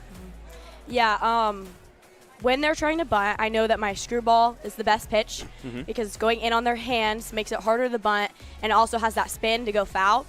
So when there's opportunity for them to bunt, I usually go screwball, and then if I see them square, I try to get a little bit of a rise on it, and I think that pitch I was able to, and it was right above her bat, and then she was able to pop it up, and then we got that out, which was awesome. And then, I mean, the steal of home, I mean, I think they just knew that Mannon is the only player that's able to do something. Your freshman catcher had the presence of mind to see what was happening and get in front. Just talk about your battery mate, not only framing some strikeouts for you on the corners, but then making the biggest defensive play of the game. Yeah, I was so proud of Morgan. I know she's just a little freshy out there, and they thought they could score that run on her, but no, she got that done. She got that out, and not only that, but she got that big hit, which I'm also so proud of her for that. And, I mean, talk about the shirt. You talked to me. You said that's a nice shirt earlier. You know, Scott was in treatment today. I told him, hey, you try to listen to the game, but we will have it for you afterwards for a Danville win. He said, well, you wear this shirt for me. I can't wear it today, so I will absolutely wear it for you. But just talk about playing for Scott and winning a state championship, not only for yourselves, not only for Danville, but for a man that has done so much for Danville athletics. Yeah. It makes me so happy that we were able to do this for him because he has done so much for our team. He has filmed every game. He has been at every game. He's always cheering us on. So being able to play for him and then bring back that win is kind of like a repayment towards him for all that he's done. So it's great. I bet you Coach has one of those extra medals for him as well, the gold medal going to Scott Mickley. Okay, I mean, the easiest question I'm going to ask you without saying for shout-outs, but how does it feel being a state champion? You won the final game of your high school career. Not many people can say that. Yeah, it's just so unreal. I'm just so happy, and yeah. All right. Addie, give some shout-outs before we send it over to Coach. Shout out my team, shout out the coaches, and shout out all of Danville, our whole community. The whole town was basically here today, so shout out to all of them. There you have it, our Hangout MVP, Addie Bocock, a state champion as she heads on to college to continue dominating batters. Thank you, Addie. Thank you. You want to hand that over to Coach? Awesome. Awesome job. As we welcome in state champion head coach. How's that ring for you, Charlie Duncan? That sounds real nice. That sounds real nice, I know. You and I, we talked before both games. We watched West Jefferson yesterday. We watched Mannon hit one out. Said she might be a little bit of a problem, but hey, we got a pitcher that can do it as well. She really took care of things. Yeah, she got the double, but other than that, you guys were really able to contain her, and you also you weren't allowing any leadoff hitters, so that bunt game, that run game completely shut down. How happy are you with the pitching performance and also the defensive performance to really take West Jeff out of the game? Oh, absolutely. I mean, it was exactly what we hoped it would be. So, obviously, Mannon is a tremendous player, right? And we had her on our radar. We had different ways we were going to attack her. But, I looked at Addie, and then we talked before, and I said, hey, go do you, okay? Yeah. Do you, okay? I trust you. We talked about what we're going to do and run up in her hands, all right? And, and if she got on, she got on. But we were going to, I felt, Addie pitched an amazing game. She more than amazing, actually. She even told me, she's like, Coach, if I slack any, you look at me and tell me, all right? Be me, all right? Don't you take anything, all right, for granted. And then she didn't, all right? She pitched the way exactly I wanted to. Yeah. And even the double she got in left field is with 2 outs, nothing hurt. Exactly. And that's exactly, we would do it again. Yeah. So I'm proud of 3-3. Yeah, and you should be proud of your freshmen as well. Absolutely. I mean, the play and that's at the the other plate. aspect too, yes. Yeah. Because not to mention, with Addie dealing, Taylor Mead making plays behind her. Yep. Kaylee Martin charging bunts and eating those things up. And then what about that diving catch by Kelly Carter? The sliding, the end of the inning. That was big, too, because it kept 9-1-2 due up for the bottom of the ninth. That catch that not made, you get the next out, then you might have a different setup when it comes to that bottom of the ninth. Absolutely. With 2 outs. So, like, plays made by everybody here today. Yes. It was – you pretty much needed a perfect game against them, and you played that perfect game. Yes. How you feeling? I feel good. I feel good. I mean, so you guys were so close so many years, making it, was it 12 straight district finals appearances, something like that? Yeah, I think 14 actually. 14, yeah. It's 14. I mean, it got to the point Yeah. where we're. I mean, we won several in a row, and we actually got a runner-up medal, and we didn't take a team picture, and I was upset about that because I was like, we took some things for granted there for a while. Yeah. But right here, this girl right here promised that we were going to get a gold this year in district. We did that, and then she delivered on a whole lot more. Oh yeah, I mean 1-0 against Tri-Village, 2-0 against what you just beat 2 top 5 teams by shutting them both out.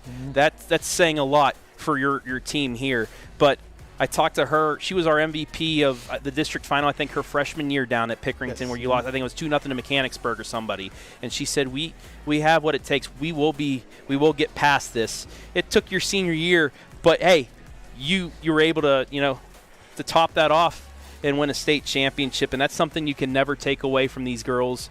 And it's just what a performance. And you got to talk also about those seniors that graduated the last few years that helped create the basis for this team. This has been a process, a building process. I mean we have some seniors that graduated that showed us the way.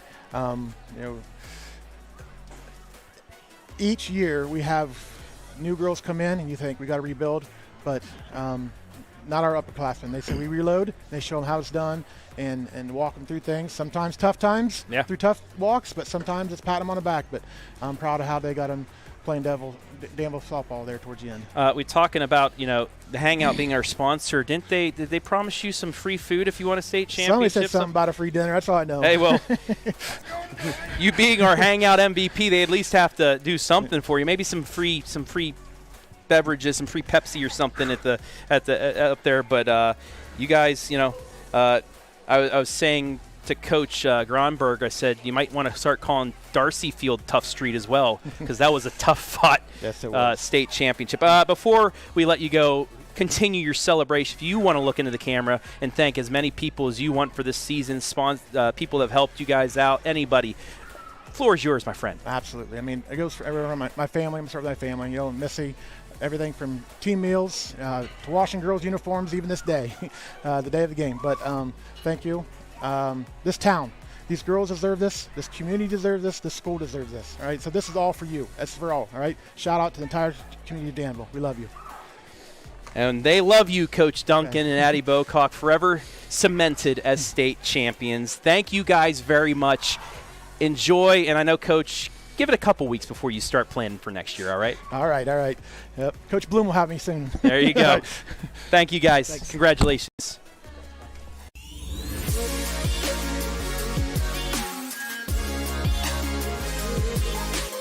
At Knox Community Hospital, your primary care physician is more than someone who delivers your test results, more than someone who writes prescriptions, more than someone who listens to your heart. We are your healthcare partner who takes the time to know you, listen to your concerns, and provide you with expert personalized care to make and keep you well. Because to us, you're more than just numbers on a chart. You're a neighbor and a friend. Knox Community Hospital, in the community, for the community.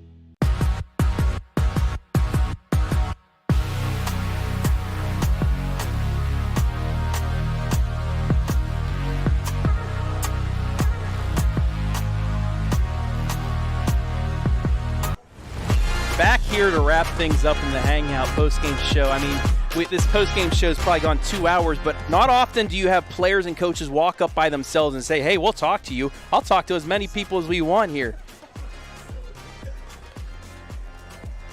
2-0 is the final. As we take a look at what's next for both teams, well, nothing, because you won't know why. Danville are state champs. West Jeff, state runners-up in Division 6. I accidentally put 7, but it's in Division 6. 25-5, 25-6. But that's going to wrap it up, because we got to be back here in about, 2 hours for the 10 a.m. start? No, 13 hours from now. We'll have first pitch of Madison and Louisville in a D3 state semi. I want to thank everybody who helped make things possible today. Caden Schmid on the color camera. combo. Adam Thompson running the ones and twos. Danville's Feed and Supply, our scoreboard sponsor. The Hangout, our MVP sponsor. As well as our pregame, halftime, postgame sponsor. Elite Preparedness, our instant replay sponsor. And our commercial sponsors as well with Killbuck Savings Bank and Elite Preparedness. Want to thank the fine folks here at Fire for welcoming us in, as well as the OHSAA. But we're getting out of here. Danville, our 2026 Division 6 state champions. For all of us here at the OH Report, we'll see you tomorrow morning for the D3 semifinal.